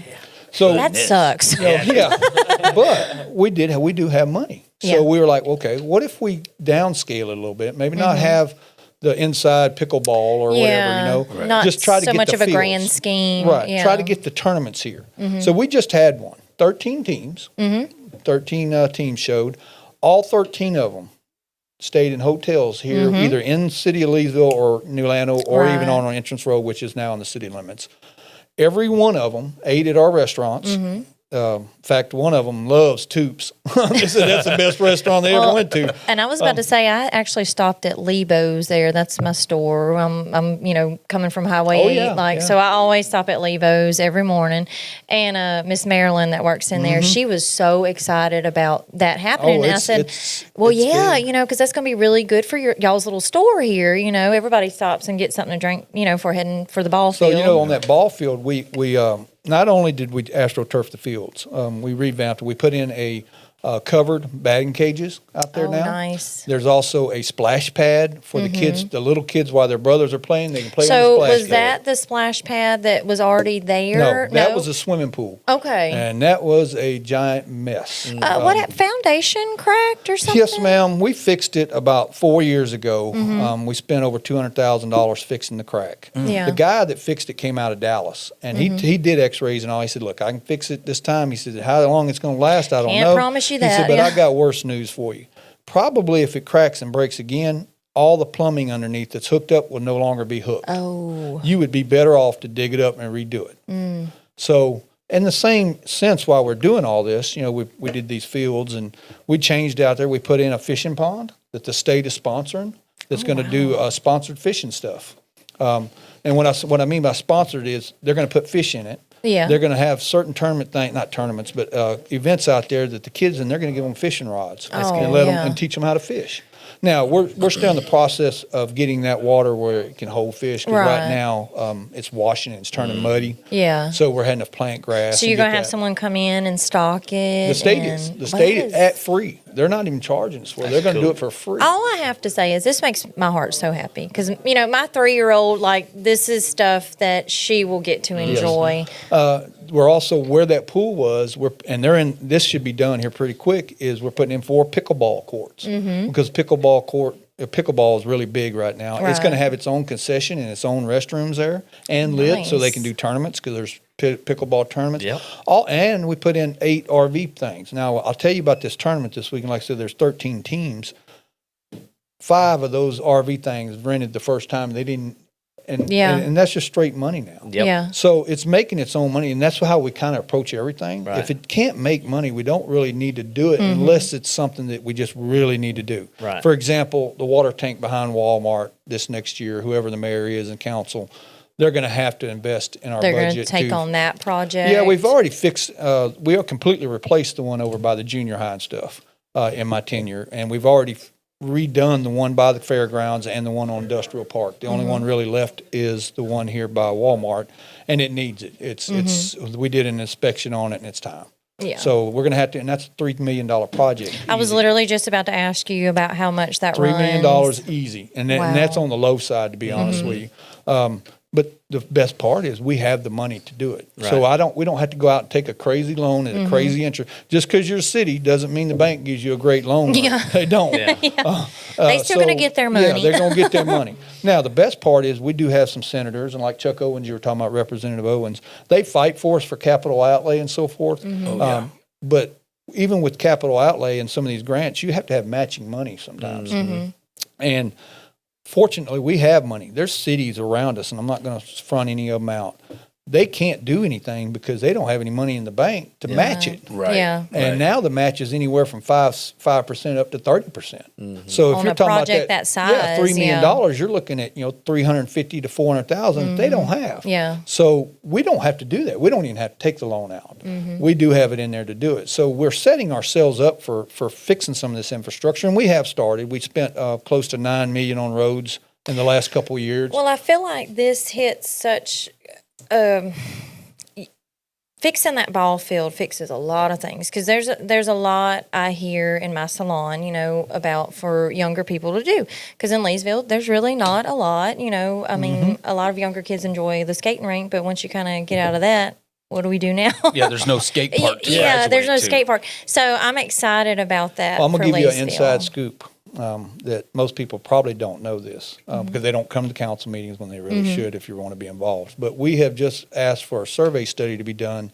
We've got a company that may be interested in putting a hotel out there. Yeah. We bought 30 acres that adjoins to The fields out there? Yeah, well, Yeah. when you go to the fairgrounds and when you turn there by Lebo's, those woods all in the city, Yeah. we just purchased it, paid Okay. outright cash for it. It's close to 35 acres that attaches cat a corner to the ballpark. What our future plans is to take those woods out and put fields in there.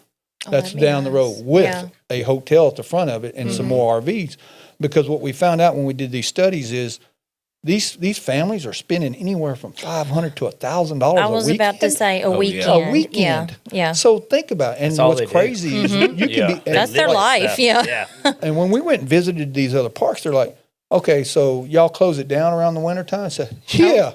He says, out of the year, we have 2 weeks that I was we about don't to have say, they're tournaments. rocking and Christmas rolling. and Easter. That's it. Otherwise, we rock. I have friends that literally played on Thanksgiving. Yeah, It's they like, play. Y'all ain't gonna So- take a day off. Well, it also has to bode well having Mayfest out there now if you Oh, had some yeah. hotels and Yeah, stuff that's- in that direction. yeah. Well, and what reason we went after the hotel, this company, to try to do this is Ft.polk out there, the military, when they have rotation, they go and rent almost all the hotels up. Right. They rent them up because they're bringing in people. Whether they use them or not, they rent them up. Right. Well, once they book them, then they won't let you come in even if they don't use them. Yeah. So one of the things that we ran across when we were talking to some of these tournaments is what do we need to have to make sure you come and do a tournament here? And have 'Cause a that's good what- yeah, and a stay. stay. Yeah. And like I said, we just had our first one, 13 teams. I'll tell you what's even ludicrous. Y'all going to laugh at this. So the snack thing there at the ballpark, where you get your popcorn and all, we used to let the ball teams or whatever have that, and they just tore it up. It was nasty. Nobody would eat out of it. It was horrible. Right. So we went in, cleaned it up, redid the bathrooms. Is it still in the middle there? Like It is still in the okay. middle. The top of it is really just for the umpires to change. That's the only reason it's up there. But so we took it over, and it started making money. And when I say money, I'm talking about thousands of dollars a weekend. Nice. And I was like, wait a minute. We were losing $900 a week out of that thing. How are we making money? What's the difference? Yeah. Well, it's being run right. Right. I was about to say, I always thought that, when we would go, the kids would play Dixie Youth and stuff. I was like, this just ain't being ran the way it needs to be. So let me ask y'all. Y'all are our citizens, and I'm a politician, so I want to know how y'all feel about something that has to do with the ballpark. Because we're taking a little heat from some of these organizations because we charge for them to use our fields now. Back in the day when they used to use them for free. Well, that stuff costs money, I in was my about to opinion. say, those the AstroTurf, turf, that was a $1.7 million And investment. through so much usage, Wear and you tear. will have to, and Exactly. it's nothing against like we're trying to make money off. You have to make money because when that has to be replaced, that money's going to come out. Exactly, Like right. Exactly. Look at what but- happened to the thing over in Alexandria. They had a tornado come through there Yeah, and just yeah. rip up Right. the field and Right. fence. You never and- know. You Yeah. never know. Yeah. And so, like as a business person, you understand that I have to charge you a little bit because it costs a little bit or a lot to Well, get this and not only- started. Not only that, it keeps people honest and it keeps them to where they're good stewards. Like, Well, I'm when glad you're to hear having- y'all say when that. you Yeah. pay for something, you're going to take care of it. Yeah. You're going to want to Now, come back. I want to defend the city a little bit because we do let them, when you book a tournament, you pay to go in there. Yeah. We don't collect anything on that. That's for them. Yeah. So here's what's funny to me is not this tournament, but right before winter when we had a little small one there. I'm standing there watching because I want to see how people reacting to the new stuff we done yeah. out there. And I'm watching people come in the gate and they're not charging them, but they're charging at that gate. But they didn't go to the one you could walk up there by the fairground. They were just walking in. I'm like, so this is the same person that's running the tournament was complaining because he wasn't going to make any money hardly Right. off of And it. you're like, And I was well- like, well, you probably would if you got them 80 people that just walked in that gate up there, Yeah. Right. So, I 'Cause the wanted to numbers ask are y'all there. because that is something that was brought to us and the mayor. Why are y'all you're charging us $500 and something for this tournament? Right. Well, we have to because it's going to about to cost money say, eventually to yeah. fix this stuff. Because to keep a building up, we were talking about earlier. If you got a little bit, say you got $500 left at the end of the month, that's not money you can spend No. because Yeah. next month your plumbing, Yeah. may go out, your AC may go out. Putting an RV park in there, a space for RV. I know a family that does travel ball.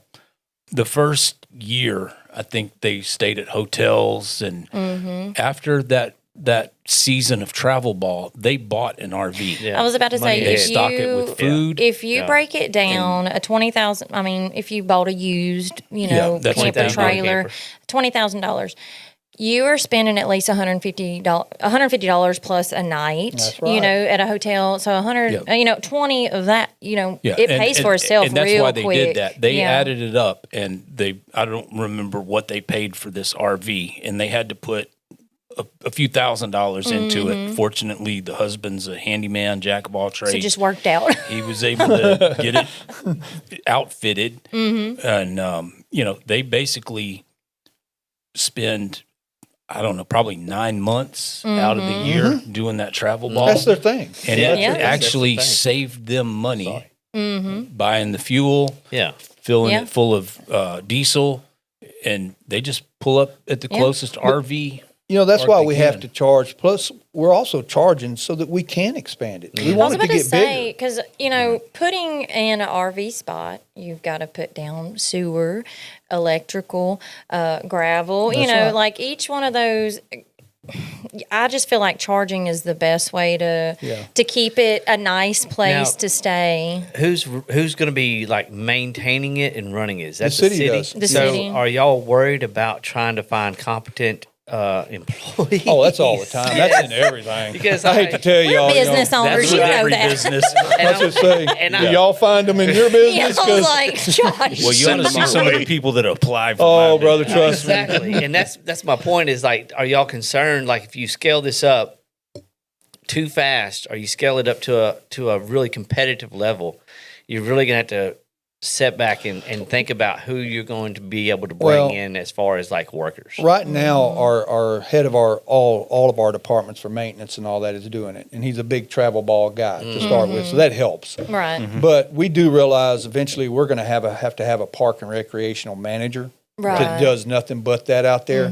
That's our ultimate goal to get to. And to be honest, we're not far from it. We've been talking about especially with expansion that we're talking about maybe doing here pretty quick, of getting the woods out and getting what we want. One thing we found out that we want to do is we put 2 practice fields out there, brand new practice fields that they're actually being used a little And bit that for. is wonderful because I had that problem coaching. Yep. There's not enough fields, and being the Bible Belt, we got assigned Wednesday at 5:00, and I'm you gonna still tell having you, to do that. ooh, I hated making them calls because people, why is it on a Wednesday? Well, that's just a field that we got, So this is how much it's grown, y'all. Is the practice fields were meant for practice, but now we're booking them for games because it's grown that quick so fast. Yeah. Are y'all selling advertisement? on the We do fence allow and- it, and they do advertisement. You have to go through, and they'll put you on a banner out there, that kind of thing. And then you're actually responsible for keeping it if it's ripping or whatever. Who do you Yeah. contact for that? The city. You just go up and see the city administrator or Grant. He's our public person up there, and then they love anybody like Merchant and Farmers, y'all. I know you heard me say this before. They donated bleachers. They donated different things. We just put shade cloth over all of it out there, so you're not standing out in the shade. they're the local bank doing the most. Well, they have a new bank president who is very involved in this community. He wants to help the community, and if he can, he will. Now, don't get me wrong; he'll tell you, "I can't do that." yeah. Yeah. But for the most part, he is yet to turn. But if it he down. can make it happen, yeah, he's gonna he'll. make it He's running a business. Yeah. Yeah. Yep. Well, he realizes too the revenue that this is bringing. Because, like I said, think about this as a restaurant owner, the gas station. There's no telling. Every one of them tournament people that left had to stop somewhere and get gas. Yeah. So every Yeah. bit of that revenue And went. one of the advantages to a ball field or any outdoor activity is our weather. I mean, we're Yeah. we get more sunshine. We have a long season. Yes, we we do. Yes, we don't do. really get winter until January, anyways. Yeah, yeah. Now, can you believe? Now, I'm gonna throw you a caveat in here. I got phone calls, people mad because we spent money out there. I really did. And I was that like, "Are kinda, you serious? You're Are gonna you get really?" that. It blows my mind because younger people are the next generation of your town, and investing in their, Free investing in their free time. Yeah, so they're not busy doing other things. Well, and you know. out migration is an issue. Yeah. I mean, we And- got people, and getting kids out to play ball. yeah. If your kid is doing it, keep them doing it. Yeah, anything. At least they're not behind, a tube or watching TV or Yeah. whatever. They can. Yeah, and my kids aren't into team sports, but having the dojo available, That's Right, right. right. That's big down there. That is very big. and it's a lifestyle, the discipline, Mm-hmm. but I would be behind the city investing in the youth, whether it's Oh yeah. a skate park, a dirt bike track, a BMX track, I know, Yeah. I'm So- always so let me- excited. let me throw about this that. out there any too, kind of Yeah. So, talking about the youth, because that's what we're all kind of the same way. We try to anger towards the younger. So, we put a mini golf in out there. Y'all know about that, right? Yeah. Okay. So we looked at a BMX track right behind in there because there's a spot behind that park in there that we wanted to do. Yeah. So we've been talking about doing that, but then just as soon as we did, the homeowner that lives on the back side of it there started raising cane. And I was like, wait a minute, this city property, we can do what we want. Right. We don't really have to Right. have your approval. You're not in the city Yeah. limits. Right, Country yeah. Club is not in the city limits, just the park and all. So we sit there and we're discussing it, but now our mayor's fixing to leave. So I don't know who the new mayor is. It's going to be if they're going to be willing to do that because Yeah. you are going to get some back feed. Pushback on it. Yeah. We even got on the mini golf, y'all. We got somebody that complained that the light was shining through his light or through his window. at I bet I night. know who that is.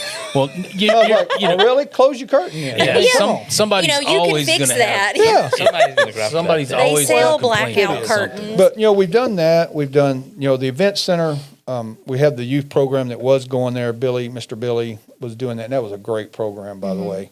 But he decided to change his life and do some different directions. So we don't really have the youth thing there. Now we have a youth program that we kind of sponsor at the MLK Center, and it's going, but it wasn't going as good as Billy's. Yeah. It's talking about finding people. You were a while ago. Yeah. We can't find them. No. we're like, I reached out to like 7 when we learned that Billy was going to give it up. We were like, okay, we got to find somebody to keep this program going.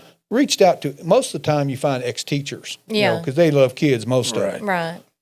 Nobody would step up to the plate. No, I'm not interested in doing that. Wow. I'm like, well, look, you don't have to do it every day. Just do it like once, and we're going to, help make sure you're successful. They wouldn't do it. Yeah. Wow. And Now then, talking about finding employees, especially if you scaled up that baseball park, going back to that, circling back, have y'all thought about maybe doing like a contract company? we tried that with the pool. The pool that was there when it was working. And we even put incentives, y'all. We went out and said, okay, look, the biggest problem that company had, they couldn't find lifeguards. So we were like, okay, so we'll pay for anybody to be certified out at Ft.polk. We'll pay for your certification, and all we ask that was is a nice one summer job for kids, one summer. That's all we ask you to do. Just we'll pay for it, get your certification, and you do one summer, and then you can go work somewhere else if you want doing lifeguard. Yeah. You'll be certified. One child did it, and we advertised the crap out of it, y'all. Goodness. And it was like, okay, so then this company's like, okay, well, we're taking over, but we'll bring our own lifeguards. They couldn't find nobody because they were going to do the same thing the city was already trying to do, and then they didn't get it. They were like, we don't want to do this anymore. We're losing money, and because we're having to bring people out. And it was like, okay, well, this ain't good. So then we started losing money out there again, and it was like, this is and not who would have fine. known it's so hard to find a lifeguard? Yeah. Well, I mean, It's I don't know about systemic. y'all. When I was a kid, I'd have loved to have been a lifeguard. I wasn't in the shape to be a lifeguard. Don't get me wrong, but That was my summer job. Yeah. I was a lifeguard instructor, and I mean, I went full bore with it. Yeah. It was perfect for a 16, 17-year-old kid. I mean, it's bikinis and suntan I'm going to lotion. throw one out I was there about to to say, you I that think of you're squints. not going to believe. Wendy Peppercorn. We lose a fireman or something, that retires or whatever. It is hard to find people who want to do that. And I'm like, really, police officers? And that you'll never. I don't understand our society right now that has put this black eye on our police. Not just ours. I'm talking about as a nation. Right. Because what it's done is nobody wants to do it now. They're scared to do it for one because they're afraid that something goes wrong. They're going to be on blasted all over. Making the wrong Facebook. decision. Yeah. But we finally we have a new chief, and she's already trying to hire again because it's one of those things where nobody will do it. And every once in a while, where we look out, to be honest with you, is we team up with Ft.polk on the retirees, and that's how most of our police officers come to us. To be very honest with you, it's not someone already in the community; it's somebody that doesn't know anything about Leesville. They're getting out of the military, and it's a good job. I think there was a big disconnect when they went from being cops, citizens on patrol, to law enforcement. That's right. And this That's militarized, when they started being able to buy surplus military equipment, and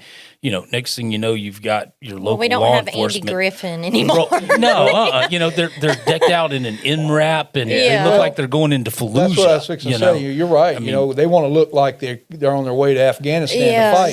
That's the We had that problem with our code enforcer. We had a code enforcer at one time. Oh, yeah. And I'll never forget, I was at the council meeting, and he walked in, and I'm like, why does he have a gun? He can't do anything. I knew Who give you that? And I was like looking at him. So after the council meeting, I grabbed the mayor and said, Mayor, look, it's bad enough his car looks like a state trooper. Yeah, you said that's a little excessive. Yeah, that's a little excessive. Well, that's the car we got at the auction because it was an auction car. That's how we got it. And it was an ex-state trooper, but we put our code enforcer name on it. And it still had K9 on the side of it. And I'm like, can y'all at least take the K9 He took it off for of real. Come on. Yeah. I mean, Your y'all counter gonna- is yeah, 3 feet too long. You're getting I'm shot going to get in the dog. Yeah. You're going to scare them the second you pull up. And most of the problems that our code enforcer, when they pull up, 9 times out of you tell them, hey, you need to cut your grass. That's the end of it. But if you pull up and it's got K9 and looks like a state trooper, then like, you whoa, get what out did and I here he's do? packing a big old gun. Well, I ain't answering the door. Yeah. Something ain't good, So we finally got away from that a little bit. Now we do allow our code enforcer to carry a small one because we do unfortunately have some dogs out there that will bite you in a heartbeat.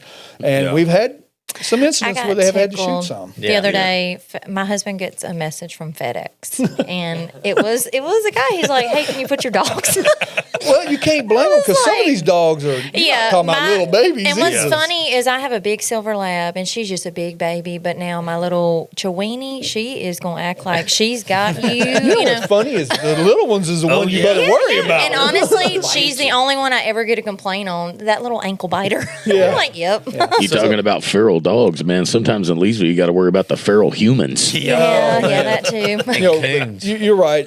Finding good help is really, it really really hard. is. And we tried to stress that if we get somebody, well, the head of our departments, that if you get somebody and they have the little issue, don't make it a big issue. Right. Talk to them about it. Try to get them to stay. Communication, such a is. key It for is. success. Well, Mr. Phillip, I wanted to ask you too, and I'm sorry, No, it's Josh, I okay. didn't mean to interrupt you here, but I just wanted to ask you what you're excited about for Leesville, what you would like to see happen in Leesville, and what you think the future holds for the city. I think our city's going to grow.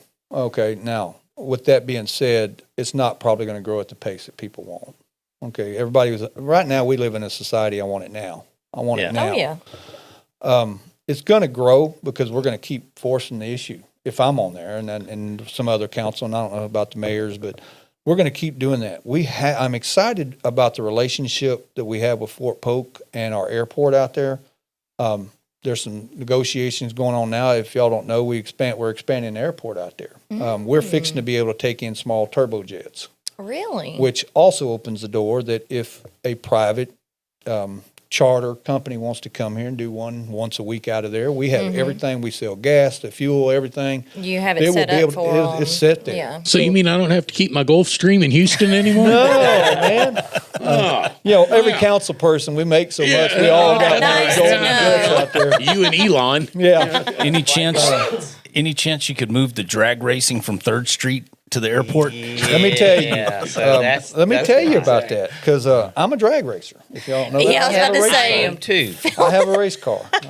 I don't race it anymore. In fact, I've turned it more to a street. Just get in and go to Sonic. What type did you thing. have? I'm I just still have it. curious. It's a 78 Nova with a big block nitrous fed, and I've got a blower that goes on it. Nice. By the way, he put nitrous on his kid's derby car. I did. It was a fake one, but it had nitrous. That's how I won the race. Never lost a race. Yeah, completely fair. The 3rd Street, when the mayor and all of us got together and started that, we were doing it, to be honest with you, because we had so many younger generations saying there's nothing to do. Cars were kind of hot. They love these, more modern cars. I'm a hot rodder. I'm not a modern car. You're a muscle man. Yeah, I'm a muscle man.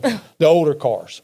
So anyhow, when it started, we said, the mayor said, do you think we could do that down there? I said, man, you can't do a quarter mile. I said, them dudes would be doing 130 miles an hour. We gonna wind up wrapped around the can't. courthouse. I said, well, can we do a block? He said, do you think we could do a block? I said, well, the block, I said, they're probably going to hit maybe 60 to 80 at the most. And I said, that would take a pretty high horsepower car to even do that. Especially if you don't let them, they're out there, yeah. If you don't let them do burnouts. You kill the burnouts, then you got to figure out how to get the traction.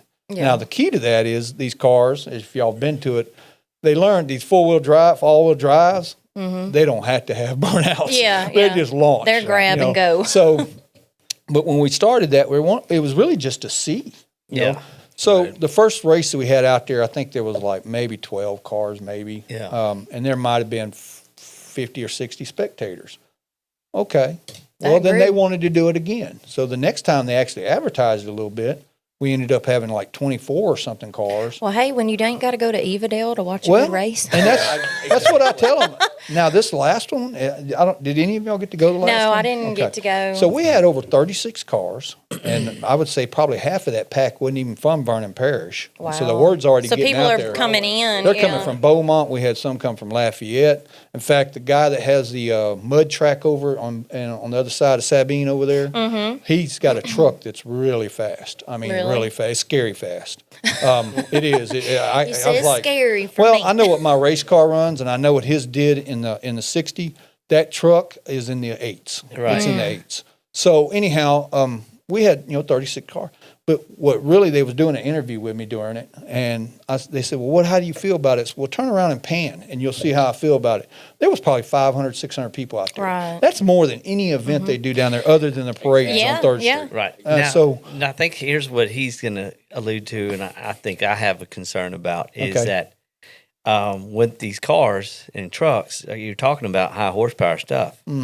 People coming in, the safety aspect of it. It is. Okay, there is a real risk that one of these vehicles is going to careen and hit the 500 Right. spectators with no throttle, safety. stick. Well, we are, drive we are shaft looking come at, down. because it is getting popular and that It's many getting a little people- bit bigger, yeah. They're looking at putting barricades up just during the race, but what they're also looking at is putting some more rules on it to slow it down. Yeah. So I would say this coming from a consensus of not just the 500 people that want to watch these guys run, 300 feet or whatever it is that I think that y'all need to really reconsider the aspect of somebody really seriously getting hurt or die Right. with something like that. Now, how do you insure something like that? Is it insured? It is not insured. It is a waiver that's signed, and you know as well as I do, waivers your about as risk, good as yeah. What about the spectators? That's the problem. Okay, so this is what I see is that a lot of people that are against this is not only the fact that it has no safety aspect to it. There's really no inspections. You get in these high horsepower vehicles that are coming in from now all over the place, and then you've got spectators that just want to come up there and watch somebody burn some tires. If you want to do something like that, I really think that y'all need to shut that down and invest the money, if you got it, to build something like that. And you're going to see a greater increase every weekend at that city-owned drag Or strip. just do it at the airport. Well, somewhere. Let me tell you about the airport thing. I can fix that for you because I know that was a question you had. Right. It's because that was one of mine. Because I don't know if y'all have been down to Oh, yeah. Mansfield. Mansfield has drag races. Oh, there. yeah. And they're horsepower cars. They're not anything like what we're doing. But and I was like, how are they getting away with this? Because it's at the airport. Theirs is on a side road of the airport. The FFA gives us money for our airport. Because of that, we're not allowed to do I anything. got you. Right. Okay. But That's the that only explains reason. it. That's Yep. the only Okay, reason. perfect. But circling back, I mean, I really think that y'all need to really reconsider that because you're setting yourself up for liability, lawsuits, and of course, we all know where that goes. Yeah. Well, let me tell you what is in the works on that because Okay. it has become a thing with the mayor. And if y'all know him, he has a motocross dirt track out on Sandy Hill. He is wanting to put in a drag strip there. Okay, so that was going to be my next question because it's vacant now. I think last time I passed by there, I think there was some work trucks parked out there. It may be leased for something like that. But I was wondering too, if that would be a possibility because I was trying to think of somewhere else around here to put something like that. Because people obviously love it. Oh yeah, I mean this it's is hot. dirt track, drag racing. It's in our blood. Yeah, it is. Yeah. It is. If you're a car guy, it's kind of why people are going. They want to see it. Yeah. So y'all are kind of because it's growing. Y'all are looking at Well, we're trying kind to of- figure out if we can keep doing it, to be honest with you, because it's like you said, there's so many people now coming because they've heard about it. They're coming from Right. Beaumont and they're bringing faster cars. And like the first time that we had it, I would say the fastest car out there might have hit 45, if it hit 45. Oh wow. But okay. now that's changed. Yeah. These cars And now. bigger. I knew we've got- the trajectory of this. Yeah. And I Yeah. knew where it was going to go. Well, we were trying to at the time to satisfy some of the younger group that was always saying, well, y'all won't do nothing for us. Y'all don't allow us to Right, do nothing. right. All y'all want to do is put cops on us and write tickets and blah, blah, blah. That's not our intent. You said, you know what? Go burn some rubber. We'll give you permission. And the only reason really that it's right there is because there's no home right there up close. Yeah. Because that's also a factor is noise. Yeah. People don't want to hear the cars. I'm going to say I have a client that he drag races professionally. He has a sponsorship from Ford. The motor's titanium. I don't know but it's not a rail car. Is it a funny car? Yeah, Is funny that car. And I don't know how much horsepower this thing turns. Probably 20,000. I have no idea. But I know when he starts it, you can feel it suck You the oxygen feel it in out your of the chest. air. Yeah. It's I mean, this crazy. thing rumbles I the love ground. it. I ain't gonna lie. I was about to say, we used to go to Evadale all the time Yeah. and like just sitting there on the bleachers when they crank those cars up. How You're did you stand literally the just- smell, though? Yeah. There is I was gonna say nothing I like like the sweet nitrous smell. I But just meant Evadale. Evadale itself has a very distinct smell to it. I've got two questions. Okay. The BIS, Bank of International Settlements, is now classified gold and silver as tier 1 assets, so banks can now use them as collateral for loans, and they have to use them to settle trades. Does the city of Leesville have any capacity to invest this money either in gold, silver, or crypto? we probably could, but we did local. because our gotcha. bank and our money used to actually go to a bank that wasn't even in here in town. Oh, wow. I was about to say it's a little scary whenever it's not local. But when we moved it to Merchant and Farmers, most of our accounts, not all of them are still there. Some of them are carved out of it. Right. We set it up where it makes money. That's what we're trying to do now is run the city off the interest of it. That way you're not really digging into it ever unless there is an emergency. Right. But we haven't looked at anything like that because, we're trying to stay within the city. Because, look, you got Merchant Farmers doing these donations. You got these other, we want to try to do our absolutely. business here Right. the most That we makes can. Now, sense. Keep it sometimes you can't. local, yeah. Yeah, sometimes you can't because we've made it very clear, if we got to take a loan out and you're going to give it to us for 3.8 here, but I can go down to Lake Charles and get it for 2.1. yeah. We're Yeah. going to Lake Charles. Well, yeah. So they got That's to be the competitive. businessman in you. Yeah. Yeah, and I know the banking system's kind of going the same way as radio. It's a dinosaur with Ripple Labs offering XRP and instantaneous settlement. It just moves at the speed of business. I know I couldn't have opened this place if I would have had to go to the bank and go through the process of making a You'd have loan. been And 2 with months crypto, out. it's just Yeah. instantaneous. Yeah. And you can stake the crypto and what you earn off that. The one off that thing that staking. would probably deter us the most on doing any of that is there's such regulations, federal regulations for the city because we're a municipality I to be able gotcha. to do that. I got you. That that makes it sense. makes it where it's not worth even messing with. Yeah. I got you. The I hate to headache. say that because I Yeah. said make an excuse, but that's the honest truth. No, Yeah. that's they're a so perfect because explanation. like I said, when you have an audit, when he comes in, they check. It ain't just one guy; it's a whole team that he brings with him, and they dig in everything. I was about to say they probably pull out everything. Oh, girl, Look through everything. that's what. How long does it take them to audit? Just out It of takes curiosity? over a week. I was about to say And they're this there. is days. They're there from that morning. They stay in a hotel here Wow. somewhere, and they're here till Friday. And then we don't get the report actually for a couple of weeks because they compile everything. And I'm not going to brag, but I am going to brag. I am too. He said, "Hold on." The last 3 years we've had a perfect audit, which has never happened in Leesville ever. Wow, That's awesome. And we've done that. that's something to brag about. Well, I mean, it's just people don't understand how that works, but it's not easy. Well, the Pentagon's failed their last 7 audits. Yeah. So, Yeah. Well, and We're doing pretty our good. neighbors around us ain't doing too good either. Yeah. So we work hard at that because we don't just go and blow and go and spend money on stupid stuff. well, we the just don't. account, is speaking for itself. Well, we in this don't moment. want to do that. First of all, it's not fair to us. You don't want your taxes being blown. If we're going to spend $3.2 million on the ball complex, we want to see or something come from it. Yeah. Return on We investment. loved that just because it's Leesville, but it's really the parish. Yeah. I mean, everybody Yeah. plays there. Now we just did a contract that some of the schools are going to be having their ball games at our ball field for the whole year. That's awesome. So it's just going to grow, and that's kind of why I was Yeah. telling you about the acreage that's going to come. So that's just a matter of when. Well, and I was wondering whenever, he had talked about putting in the hotels, like where it was going to go. And my husband, it was like, probably that wood line Yeah, right there. right at the I wood said, line. yeah, you're right. Well, I can tell you from the other side of that, it would be a whole lot more convenient and easier and sound better to have all those games at a central location that we could broadcast from. That's why. Because a lot of the times we can't get out to these outlying schools and Yeah. these that are way out in the middle of nowhere. You're not going to get a signal. That's right. So if they were all playing at a central location, nice facilities, man, it would make life a whole lot easier. Tournaments Well, are going to I be would fun. give you all the school names, but I'm not going to. But I will tell you there is several schools that's already signed up. That's They're awesome. schools, Yeah. and I'm not just talking. Faith has always done theirs out there. Yeah. Right.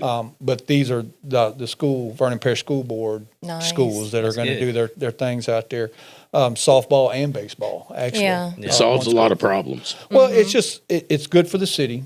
But it's really convenient, because everybody's going to be out there. And like I said, we have the concessions, we run it, so we make money too. Yeah. That's going to help us get to where we need to go with this. Because right now, as y'all know, there's really no industry coming here.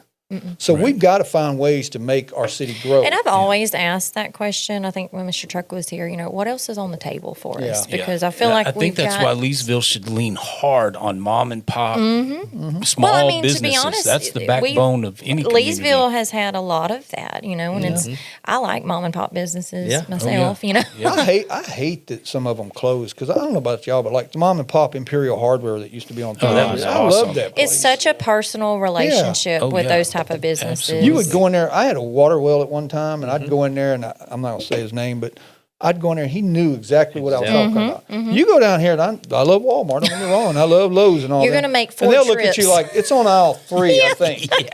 And you're not getting the help, Right. you know, so. Yeah. But we're trying very hard. We just did a new thing with Champion Mobile Homes. That's an industry, as y'all know, out there that we got going. They just took over the other 2 buildings. They're Okay. building their frames and stuff, everything out there now. So they're doing everything. So you were talking about help, right? This is the problem that we're having is we have to, they're not us.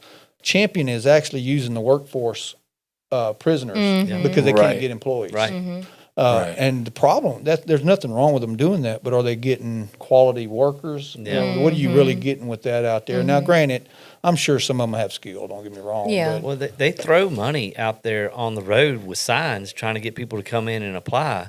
It's just that the people that they're getting are not quality, like That's you said, right. not quality people and can't pass a drug test. But we just did a contract. They're going to be with us for a long time. Yeah. You know, they wanted it and Yeah. they did a contract with them. We were more than happy to do and it. it's so crazy because, you know, we talk about bringing jobs to Leesville. You can bring it. Who's going to work? Who's You know, gonna it's work? like, That's the problem. y'all step up. And part of the issue is there is a huge disconnect between like my generation and my kids' generation.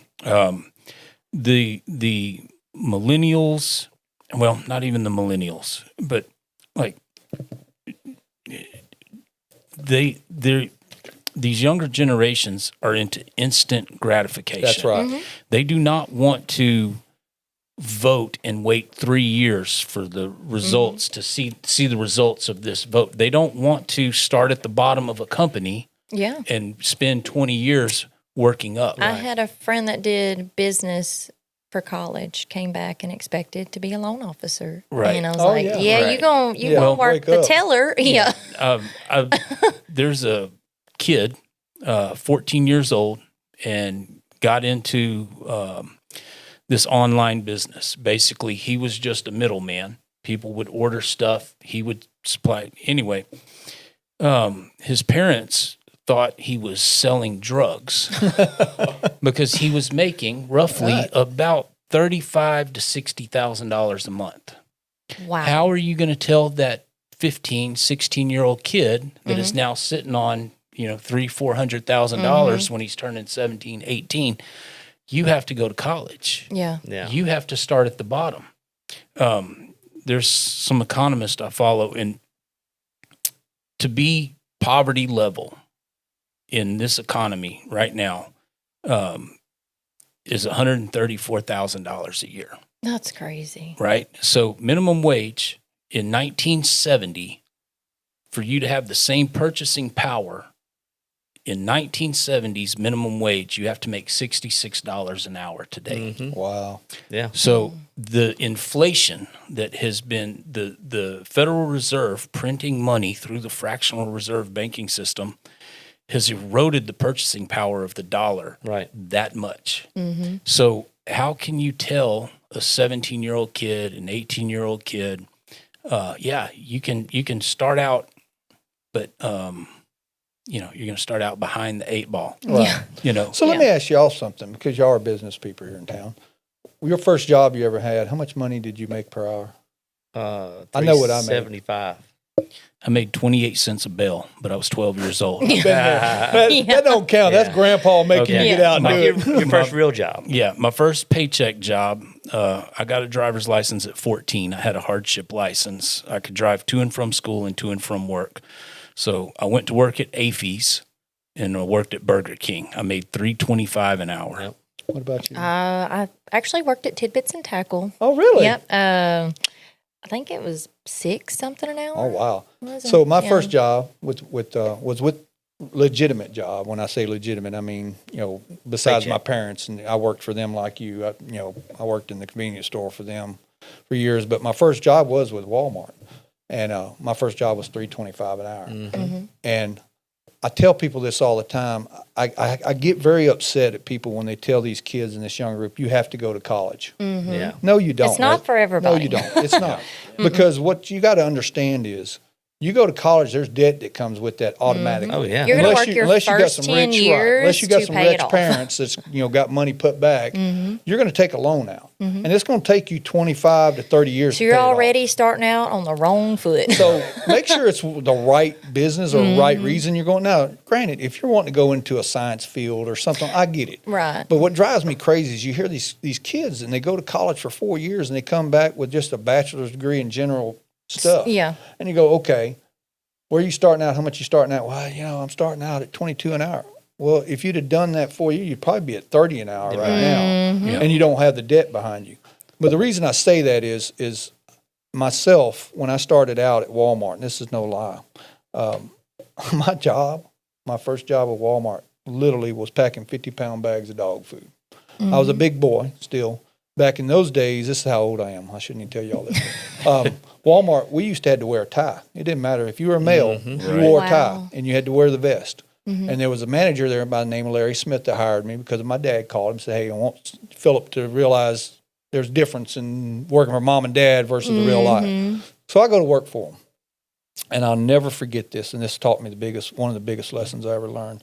Mr. Smith had walked around. I was working the pet department. Back then, you had a roll cart, and you could only put about 10 bags on at a time. Old Roy Dog Food was the number one selling dog food in the world because everybody around here had hunting dogs. So time you filled up the 15 bags on the counter, you had to go back and get it again. So it was nonstop. Yeah. I had sweat all under my arms. I'm wearing this tie, and I wasn't used to doing that. And he walks around the corner there, and he says, hey, Phillip, how you doing? I said, Mr. Smith, I got a question for you. I'll pack 50-pound bags of dog food all day long, sir, if that's what you want. I don't have a problem doing that. I said, but can I just take this tie off? I said, I can't. I look horrible. And I'll never forget him looking at me with a straight face, and then he smiled, and he said, yes, sir, you sure can. The front door's right up there. Oh. And I said, no, sir, that's fine. I'll wear the tie. It's okay. I But need I this learned job. that's the rules, and I need to do the best I can with what the rules are. Within those rules. And I worked myself up. That's literally the truth. I worked there, and the next job he gave me was like a department manager of chemicals, which film paper goods. But and you all have people these days that would have took the tie They off would quit. and walked straight They'd out. have quit. Because how dare you tell me I've what had to them wear walk at work? out because I told them they had to wear a name tag. I Yeah. had to fire somebody because they refused to wear a name tag. Yeah. And it's just like at that point, come on. The thing with college, it's so outdated.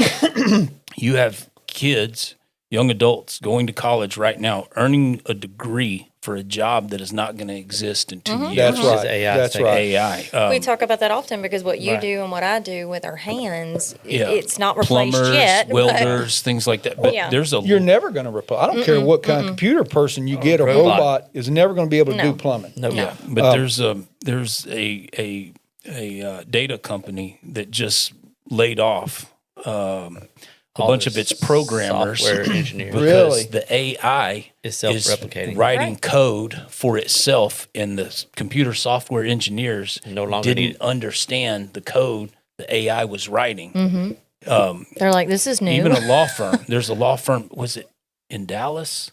Anyway, they let go of all their Junior paralegals and their junior lawyers because the AI does their job so can much better. do the. That is so scary. I have a client. She just graduated. She's in college right now, and she wants to be an FBI profiler, and I think that's just the coolest thing. Right.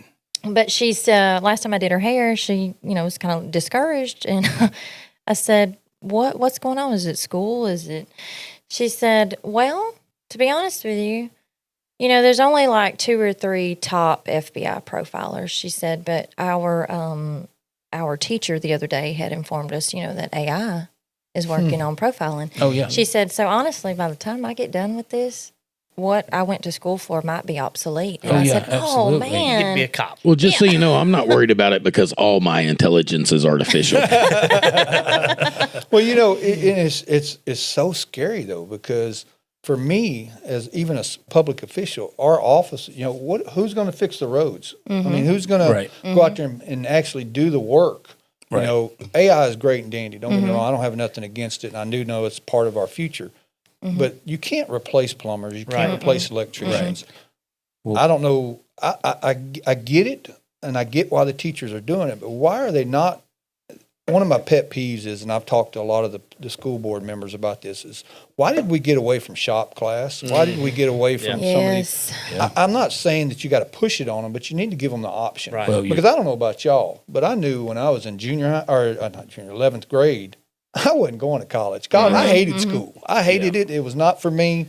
That's what my household. You know, I have Well, I think I have a Anacoco has a 15 really good I shop. think they just started one back up. Yeah, it's but pretty neat. Even Hornbeck and not Hornbeck, Sorry. Anacoco No, you're and Evans had a butchering Yeah, class. my son, he does. Yeah. he does the butchering. Well, think about it. Right now, we have one butcher shop in New Lano. And that's when the federal government gets involved in education. You start teaching towards the tests so that you can get the federal funds, so you can't have shop class. Well, You can't and have what's so home ec. sad is I talk to a lot of teachers. I do a lot of teachers' hair. And because my son struggles, you know, and he has always struggled with reading and writing. And I was asking her about, you know, essays and stuff. I said, you know, what are these kids going to do when if they decide to go to college? Because there were 3 teachers who teach high school who said, we don't check spelling anymore. She said, if we can make it out, we'll just roll with it. I said, now, used to it, when I was in school, I'd get my paper and it was mark after mark after mark. You got to go back and correct it. She said, because the curriculum is so fast paced, they don't have time for that. So she quit, you know, and that's not one teacher. It's just about every one of them. Well, when we were in school, you couldn't have face hair or tattoos either. They made me shave. Things every have definitely changed. My son, my oldest is homeschooled. Well, both of my boys are homeschooled, but my oldest, quote unquote, graduated, and the state of Louisiana didn't recognize his curriculum because it wasn't a points based system. right. So for him to take the ACT, the SAT, all of that, had to take him to the Suella. Yeah. And they required him to take 40 hours of classroom.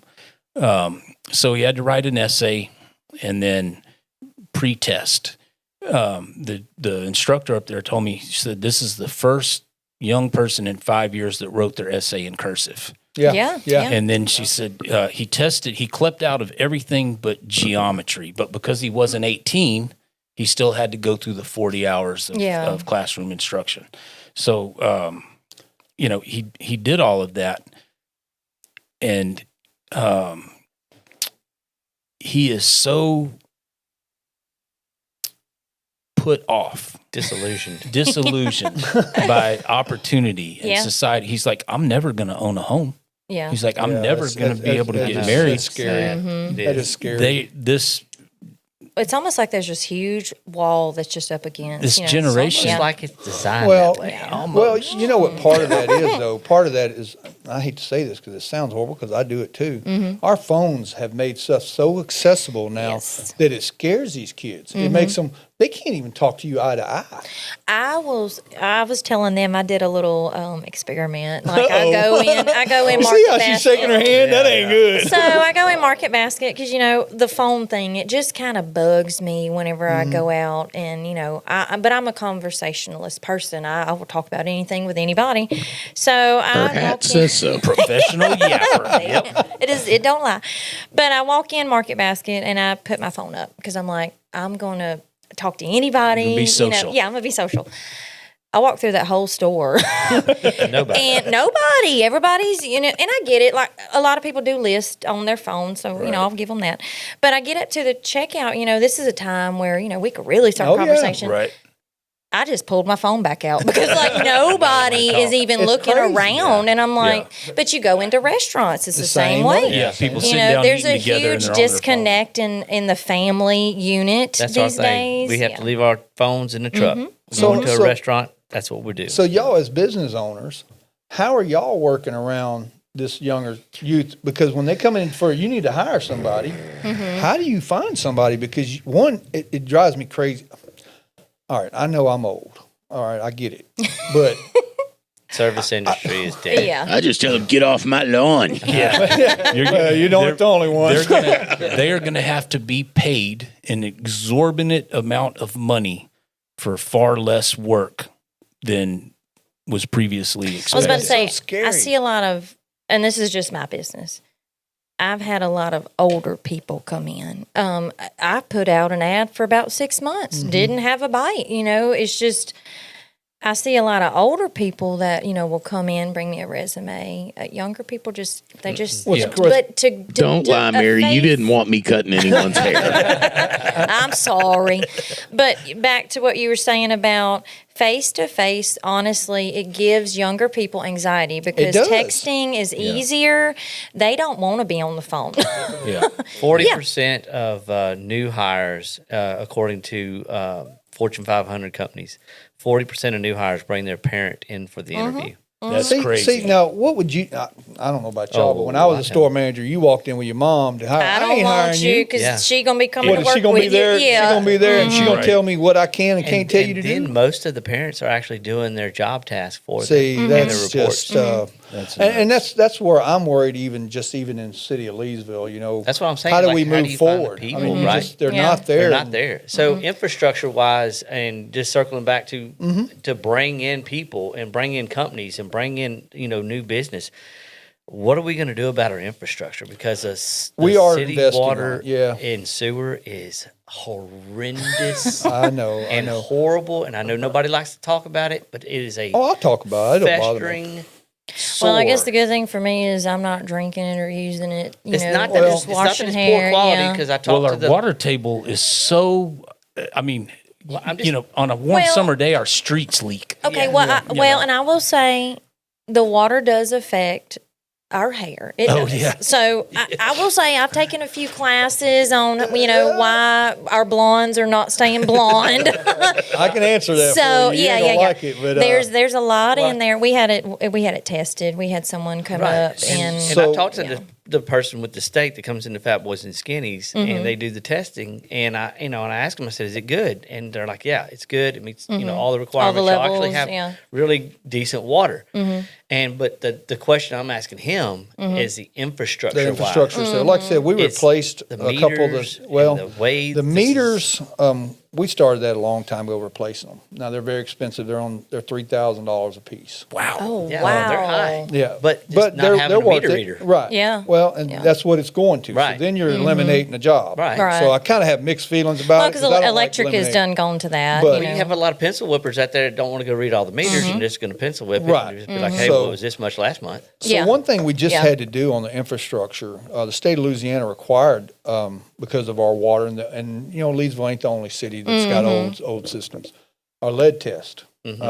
Now, what they required is we had to physically go check every single meter in our city to see if any lead pipes were connected to it. Not on the city, on your side, but on our side. Right. We did not find a single one Right. on our infrastructure. Now, not saying there's no lead pipes out. I'm just saying on the connections, there's none. They did see some where it belonged to the homeowner, and we have to notify them. We did that. But that's just one of the things that's in there. We just I was gonna say I drive through Lee Hills all the time, and they all the time working on water over there. It's old. You got to remember the infrastructure was put in the 60s, 50s, and 60s. I had talked to a guy who was give a little insight to that. He said, to be honest, Leesville has so much underground. He said to go pull, where everything is. He's like, you might hit something you didn't even. It's not even listed. It's not marked. So- There's no record of it. He Let said me it's tell you just about very, that very one. hard when you're dealing with the pipes. We had to pay a company $40,000 because this is how Leesville was back in the day. You had guys that had worked for the water department so long because they were connected to whoever, families or whatever, that finally we got rid of them, and they wouldn't tell everybody where the shutoffs were. Right. So when they had a water leak, it loaked down the whole side of the city. Yeah. So we paid almost $40,000 to have a company come in and X-ray every pipe, every shutoff. We found pipes that they didn't even know was existing. Well, and I was about to say, when I went to turn on the water here, I called them, and they come out, and they couldn't find it. Yeah. that's what I'm So saying. we It's spent a called whole job security. we spent And that's a whole why they wouldn't day. do it. Yeah. Because as long as they had the information, you couldn't fire them because Right. then what are you going to do? It was So- 2 days we spent one whole day looking around this area. The next day we walk out into the field with, a stick. And I can't remember his name, but it was in the middle of the field back here. And he was like, why? We had to dig it up. He's like, why it's back here? I have no idea. Well, it's crazy. I don't know who did the plumbing back in them days, but apparently they Bunch just of drunk figured out- Frenchmen. They just put it apparently they just, wherever. we'll put a pipe through here, Yeah. and that's good. That looks Talking about good. infrastructure, though, to give you an example, I'm going to give you a couple examples of how where we've been tackling this. So over on Bellevue Road, which is over there by the old elementary, it's not now. I call it a babysitting place. But that pipe there, we were spending so much money. Every other day it was busting, a main line right in there. So we said, look, we got to spend the money on this infrastructure here. How far down to where we have most of our problems? And it went down there past Dogwood Park. From there to 171 on that side of the road cost us literally $1.9 million just to replace that water. Yeah. Now, that's not hooking up a single house to it. That's just putting That's just in the new rerunning line. it. We'd had to spend it and do it.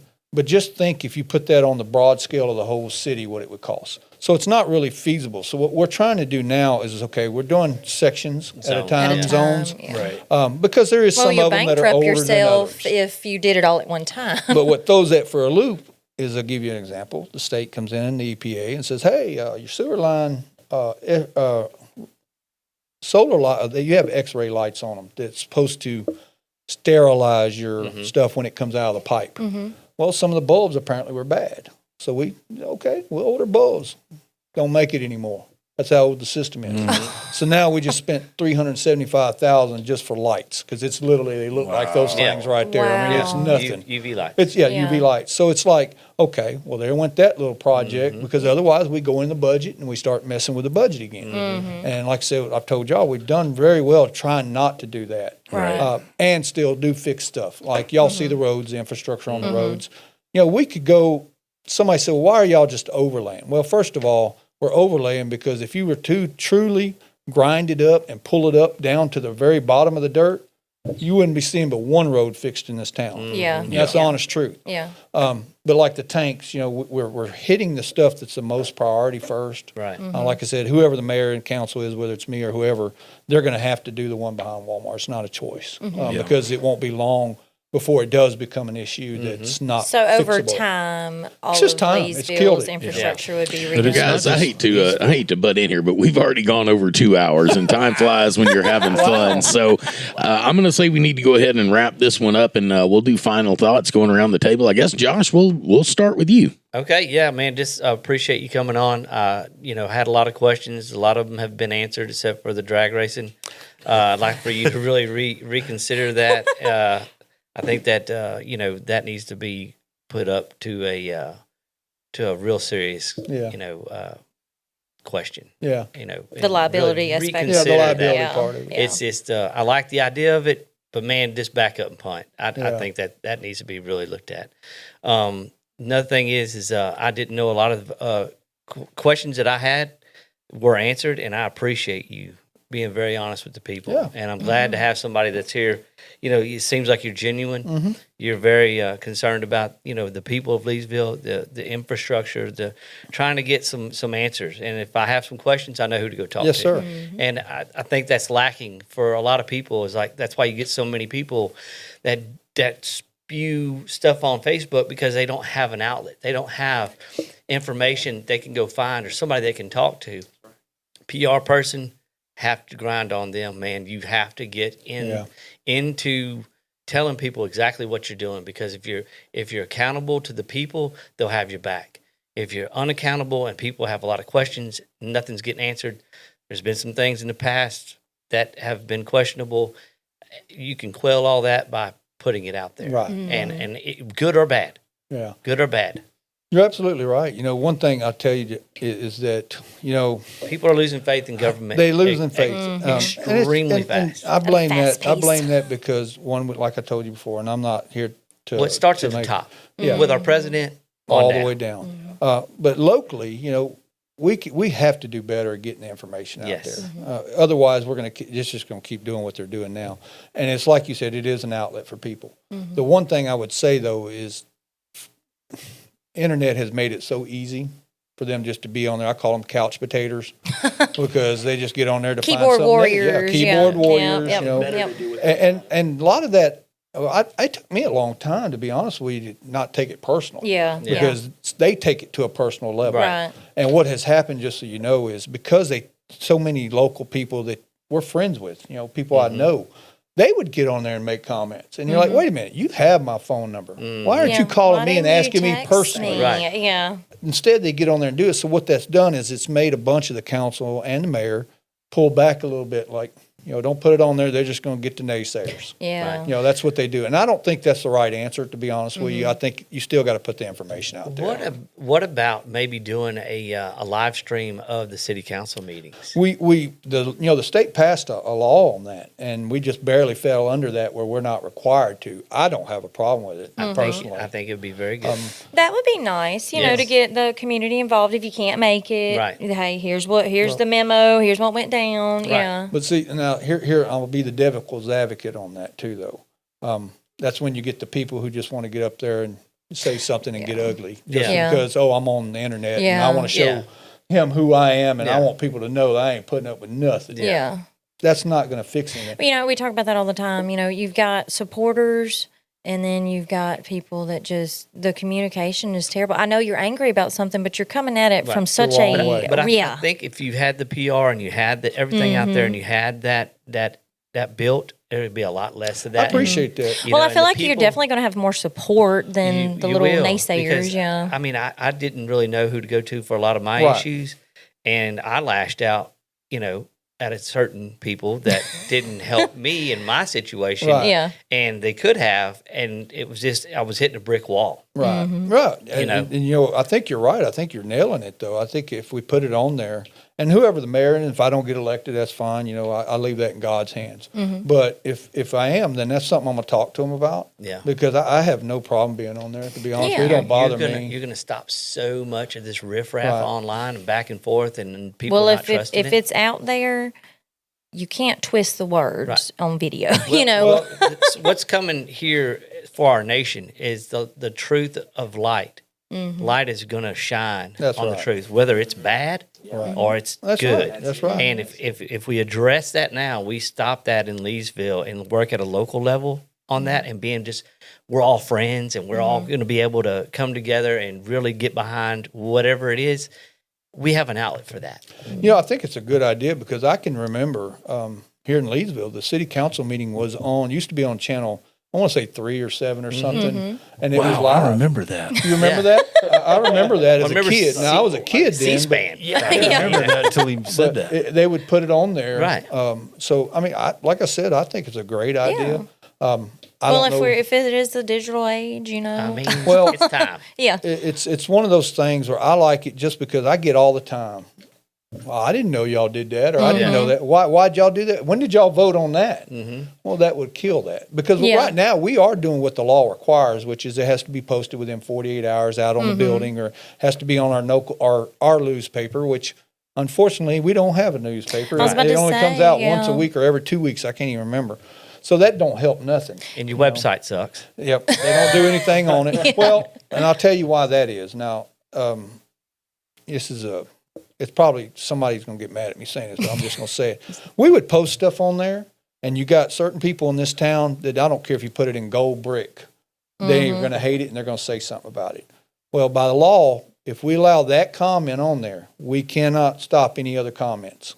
So you can put, even if it ain't about that, you can put whatever you want on there. So the city went back and said, look, what's the law say we're allowed to do? Well, I'm just talking about the website. That's what I'm talking about, the website. Okay. Oh, wow. The Because website. you shouldn't be able to comment on a website. Well, we stopped it now. Right. So Because we the had website's just trying to find information. Like I was trying to find some meeting minutes, and I was trying to find some other things, just trying to mine my way into You couldn't the website. find the meeting minutes? I could. Oh, okay. But It's hard. Sucks. Yeah, it's hard. Your website sucks. Right. Yeah. Yeah, it's not. It probably needs to be redone. Yeah, I mean, I'm there's not some a, money. I'm not a Well, tech- if y'all are ready to stream, man, I know a guy who's got some gear and stuff. I was about to say, yeah. It's probably something the city does need to look at. Yeah, I know a It's 14-year-old that outdated. builds websites. That I are mean, pretty good. yeah. Ain't that crazy? We I don't know. we I don't could even really know where do to something start. with I don't it. either.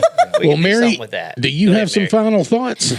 I just wanted to say that I am so happy to meet you, and the honesty, you can feel it. Like, you know, I just love you answered all of our questions. I mean, what you couldn't answer, you know, you didn't. I mean, you know, it just, I love talking to somebody that's personal, especially someone in a public office that you can go to, you know, and say, hey, I feel like I could come to you and ask you any question, and you're just going to be like 100 about it. You know, if you have a question, you're going to get an answer. It may not be the answer you really want to hear, but I'm going to tell you either my thoughts or what I know about it. And I have told people, I've had people, it's funny, I've had them come to my house and knock on the door at 8 o'clock at night.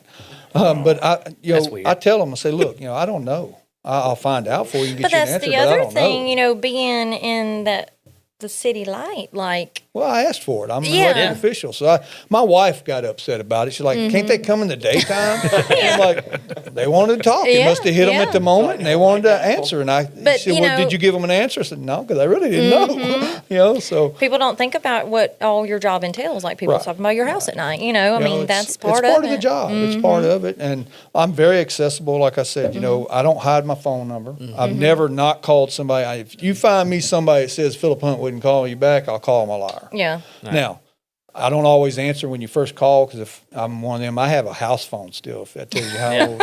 I still have a house line, so that's accessible with an answering machine. And then my cell phone, if I can't talk to you, I usually hit the button, you know, I can call you back. Yeah. And it doesn't matter if there's a name on it or not. I still call because I always go, okay, and who is this? But I'm accessible. I think that's comes with the job. And I think I think more politicians should be accessible. Yes. It's almost like I think we've said it on here before.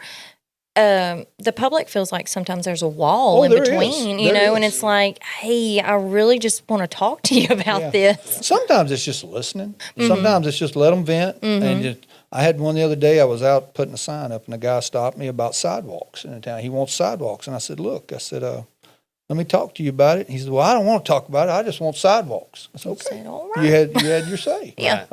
If you don't want to hear why we're not going to do it, I'm fine with that. But, you know, You got a shovel? I mean, You know how to pour well, concrete? it ain't even that. It's the cost and liability. Wow. It's not Yeah. like it used to be. You know, Which y'all have got started on that. I've noticed we've y'all worked on some, definitely, especially the ones that were already there. This guy just happened to be in Lee Hills, and I said, And I was about to this say- is her yard. Do you really want sidewalks Yeah. here? You know, does she Yeah. want them there? It And sounds it would great, be but so hard to go back through that neighborhood and do that. It's not. Well, Mr. Phillip, of course, we're going to give you the last word, and we're so glad that you came by and spent some time with us. Hopefully, we didn't submarine your political career by being here with us. But Lee, we'll go to you for some final thoughts before we let Mr. Phillip wrap it up. Yeah, I appreciate you coming, spending some time explaining some of our issues and questions, and the integrity. I cannot tell you how much I appreciate the integrity. It was the same thing with Mr. Owen, Mr. Nichols. I think we need real people that have worked, lived, and operated in the community to run for offices. I would encourage everybody that lives in the city limits to go vote. It has a huge impact on the rest of the parish.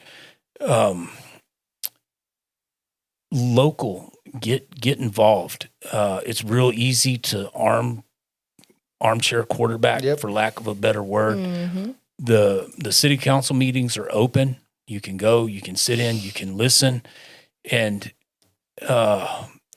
write down your thoughts if you have to. Being emotionally unhinged does nobody any good. I'm working on that. Right? Well, I mean, it's just Josh is like, quit talking about me. It's just a courtesy thing, right? I mean, I'm trying to be a wiener. Well, my grandma said something a long time ago. She said, if you have to scream when you're arguing, your argument is not good enough. That's right. And is that true. has That's always good stuck words. with me, because you can have an argument and it don't have to be ballistic. That's right. That's right. Go ahead. yeah. Well, I mean, disagreements are going to arise. That doesn't mean we're enemies. Right, That right. doesn't mean we're not going to get along. I mean, Ms. Mary and I share the same parking lot, so I'm not going to take up a parking space right in front of her 'Cause you can. business Right. because I can. Right. I'm going to, Well, I'll tell you what I did the other day. I had stuff to bring into the shop, so I parked in the handicap. I forgot I parked there. And one of my older ladies come in. She said, "Who is that parked in there?" And I said, "Oh my God, that's me. Let me go move it." Right. I did have. I would love to invite you back. Win, lose, draw.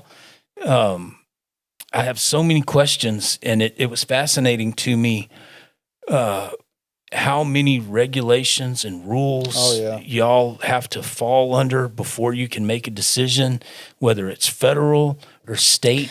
Yeah, definitely helped me understand a little bit about like what y'all go through. Yeah, it's not a fly by night thing. Me. Why are they in our community? Yeah. You know, Yeah. I mean, Bureaucracy. bureaucracy. That's just, it you know, exactly. exactly what you're talking about, you know, is we have to look at what's right. You know, you can't make everybody happy. No, Folks, you're not I wish going I to. could, but I can't. So as an elected official, I have to listen first of all, and then make a judgment call on what I think's best for the public and what I think they would want me to do. That's sometimes scarred by state regulations, codes, all this red tape, as we call it. Because your hands are tied. Because you can't do it. Yeah. And I'll give you a perfect example. We had an organization last year that wanted to have a horse trail ride down 171. And unfortunately, somebody had told them they could. And they come in front of the council and said, "Hey, we want to get permission, get our permit." And we always ask, "Where's it going?" As long as it ain't out, you know, on stuff that we don't control, we're fine with it.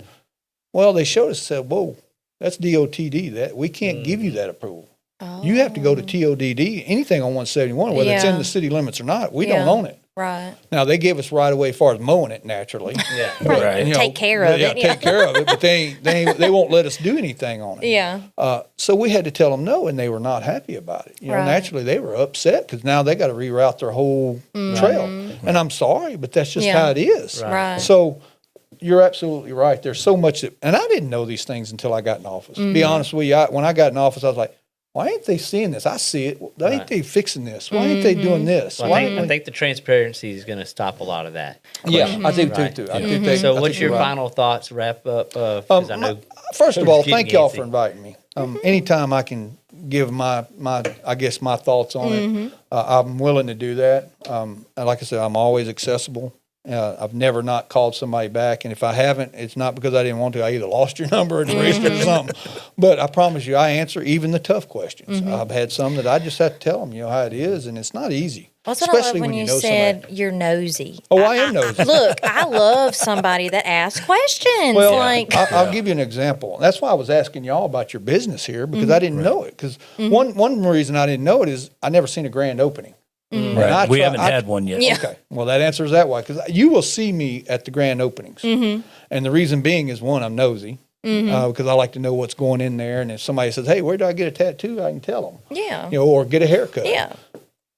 I like to know that, and I like to know the people that are investing in our town, because I'm investing. I'm here. I'm not leaving Leesville. This is my home. No matter who the mayor or council is now. Don't grant it, if our world goes crazy, y'all on your own. I got a bunker I got to go to. No. But Catch you know, y'all later. Yeah, see you. Peace out. But I believe in that. I believe that we have a council right now, and I really hate that some of them aren't running, that work together to try to do what's best. We're not perfect. We don't always get it right.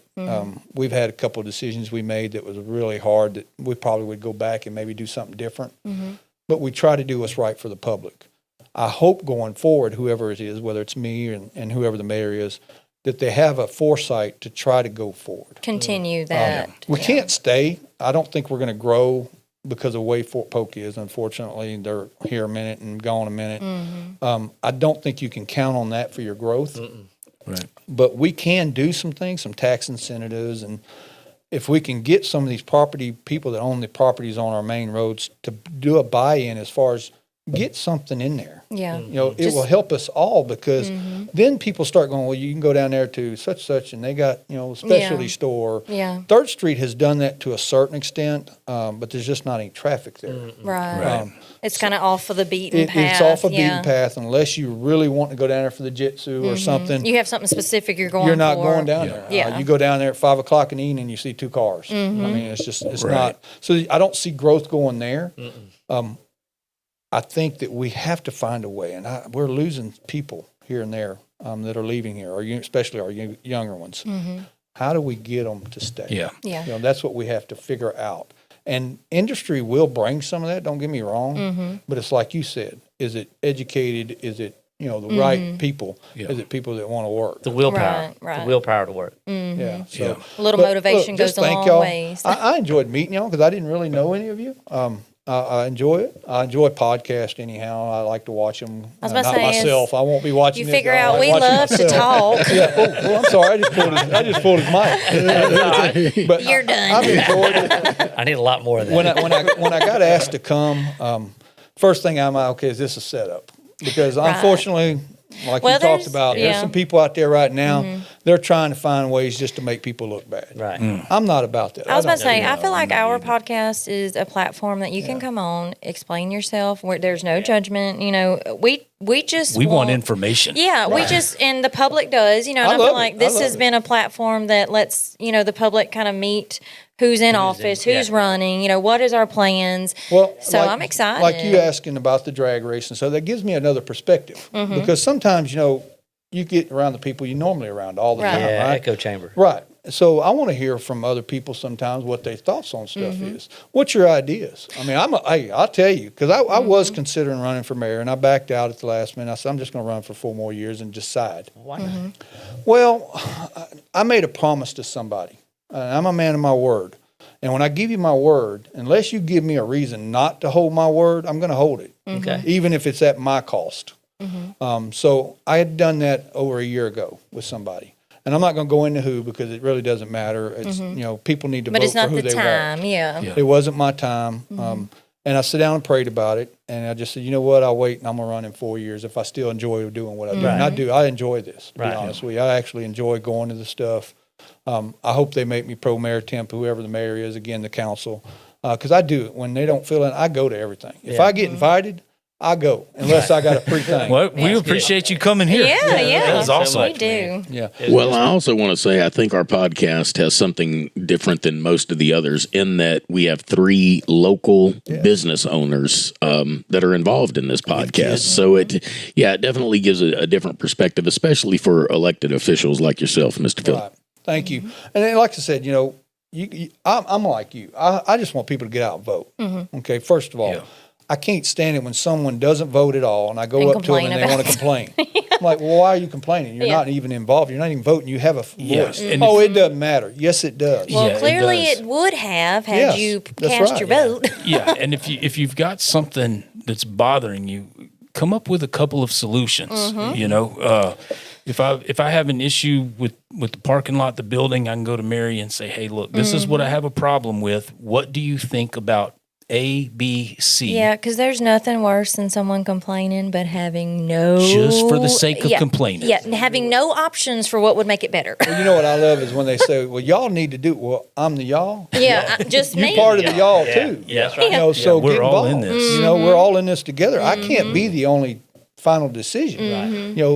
If we really want things to move forward and keep growing, it needs to be everybody involved It's and everybody a having united a say. That's effort. right. Yeah. Or we're not. We will stand there stagnant and wondering why we never grow. And So get out, vote. Get out and vote. And there's also ways with social media. You That's can right. also put out just an opinion. That's right. And here's your 4 choices. That's What right. what do you want? Right. Sometimes people, just so y'all know, they want us to put stuff on there or do certain things that by our city charter we can't do. Yeah. Because you actually have to go have that voted on by the public. Right. It's $18,000 to put something on the ballot. Right. So Well, hold Yeah. on. I did not know that. Did y'all know that? No, I had no I idea. had no clue. it's crazy. Who does that money go to? Whoa. Well, He said, don't get me started on that. all I'll say is it ain't in Vernon Parish. I'll say that it ain't in I Vernon just had no Parish. clue. Because, to be honest with you, we the public, I'll just say we're all the time, oh, why ain't that on a ballot? Yeah. But, whoa, $18,000. Well, I would say that's 18,000 problematic reasons. Yeah, as to why it's not on a ballot. And don't get me wrong, there's times that it does need to be done. There's some ordinances we got out there that we're trying to change Right. based off what our charter was done. And I'll give you an example. This is the stupidest thing. I know we got to get off here, but have y'all ever been to a bowling alley that doesn't sell beer? And I'm not an alcoholic. I don't drink at all. Yeah, I don't drink at either. all. Well, no. Okay. I have So not. Leesville has an ordinance that you can't serve alcohol at the bowling alley. So the guy that's selling it over here, or, he's wanting to sell his business. He's getting yeah, older. yeah. He wanted to sell it. One of the things that come up was, well, if I buy it from somebody, can I sell alcohol? He said, well, I don't know. I don't think so. I think they have an ordinance. Well, it was written in 1985. Which needs to be well, updated. right. So the reason I Chuck bring E. that up Cheese sells is alcohol. we have to look at those things and go, okay, that don't make any sense. I understand why they did it in '85 because that's when all the bars and were there's here not and they a were getting out. church Right. There's by it, nothing, no yeah. reason for it not to. Yeah. I said, wait a minute, you can't have and I don't even drink. I don't condone it. It's, if you want to do it, that's your Yeah. business.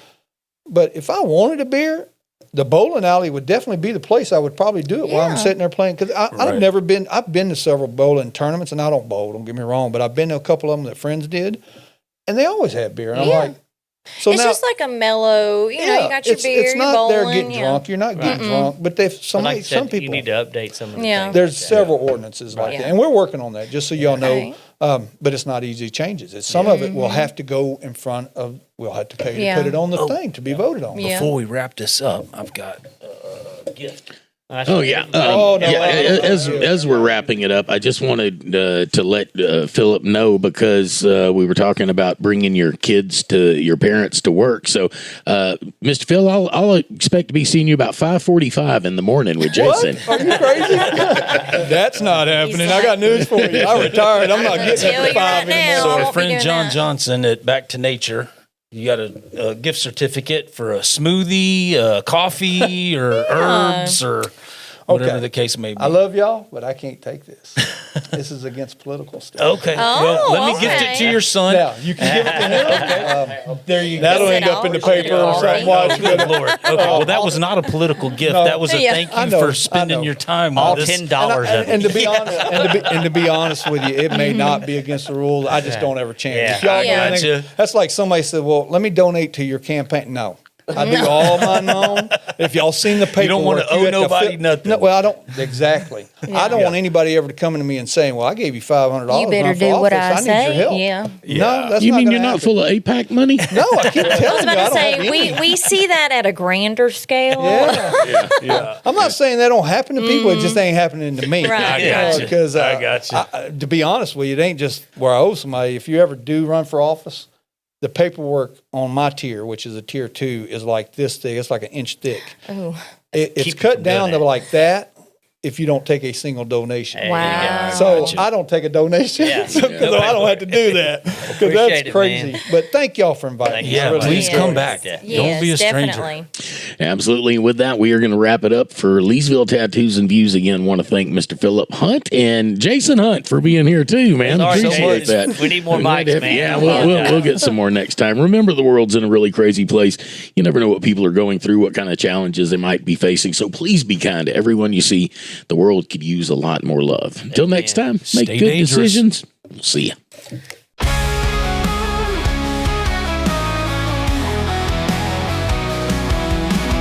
Colors drip like a rebel's prayer on skin on fire in the open air. Needles hum, the buzz, the stain, a canvas bleeds.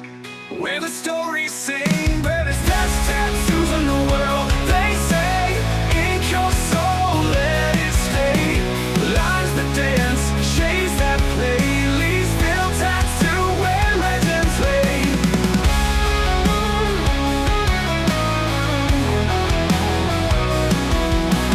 Dragons curl, wolves that howl. Letters carve those hearts that prowl. Custom dreams in black and blue. Your skin's the stage, the art is you. Every mark a map, a tale untold. Each stroke a spark worth more than gold. From heart to needle, from ink to flame. Leesville tattoo where legends lay. Best tattoos in the world, they say. Ink your soul, let it stay. Lines that dance, shades that play. Leesville tattoo where legends lay.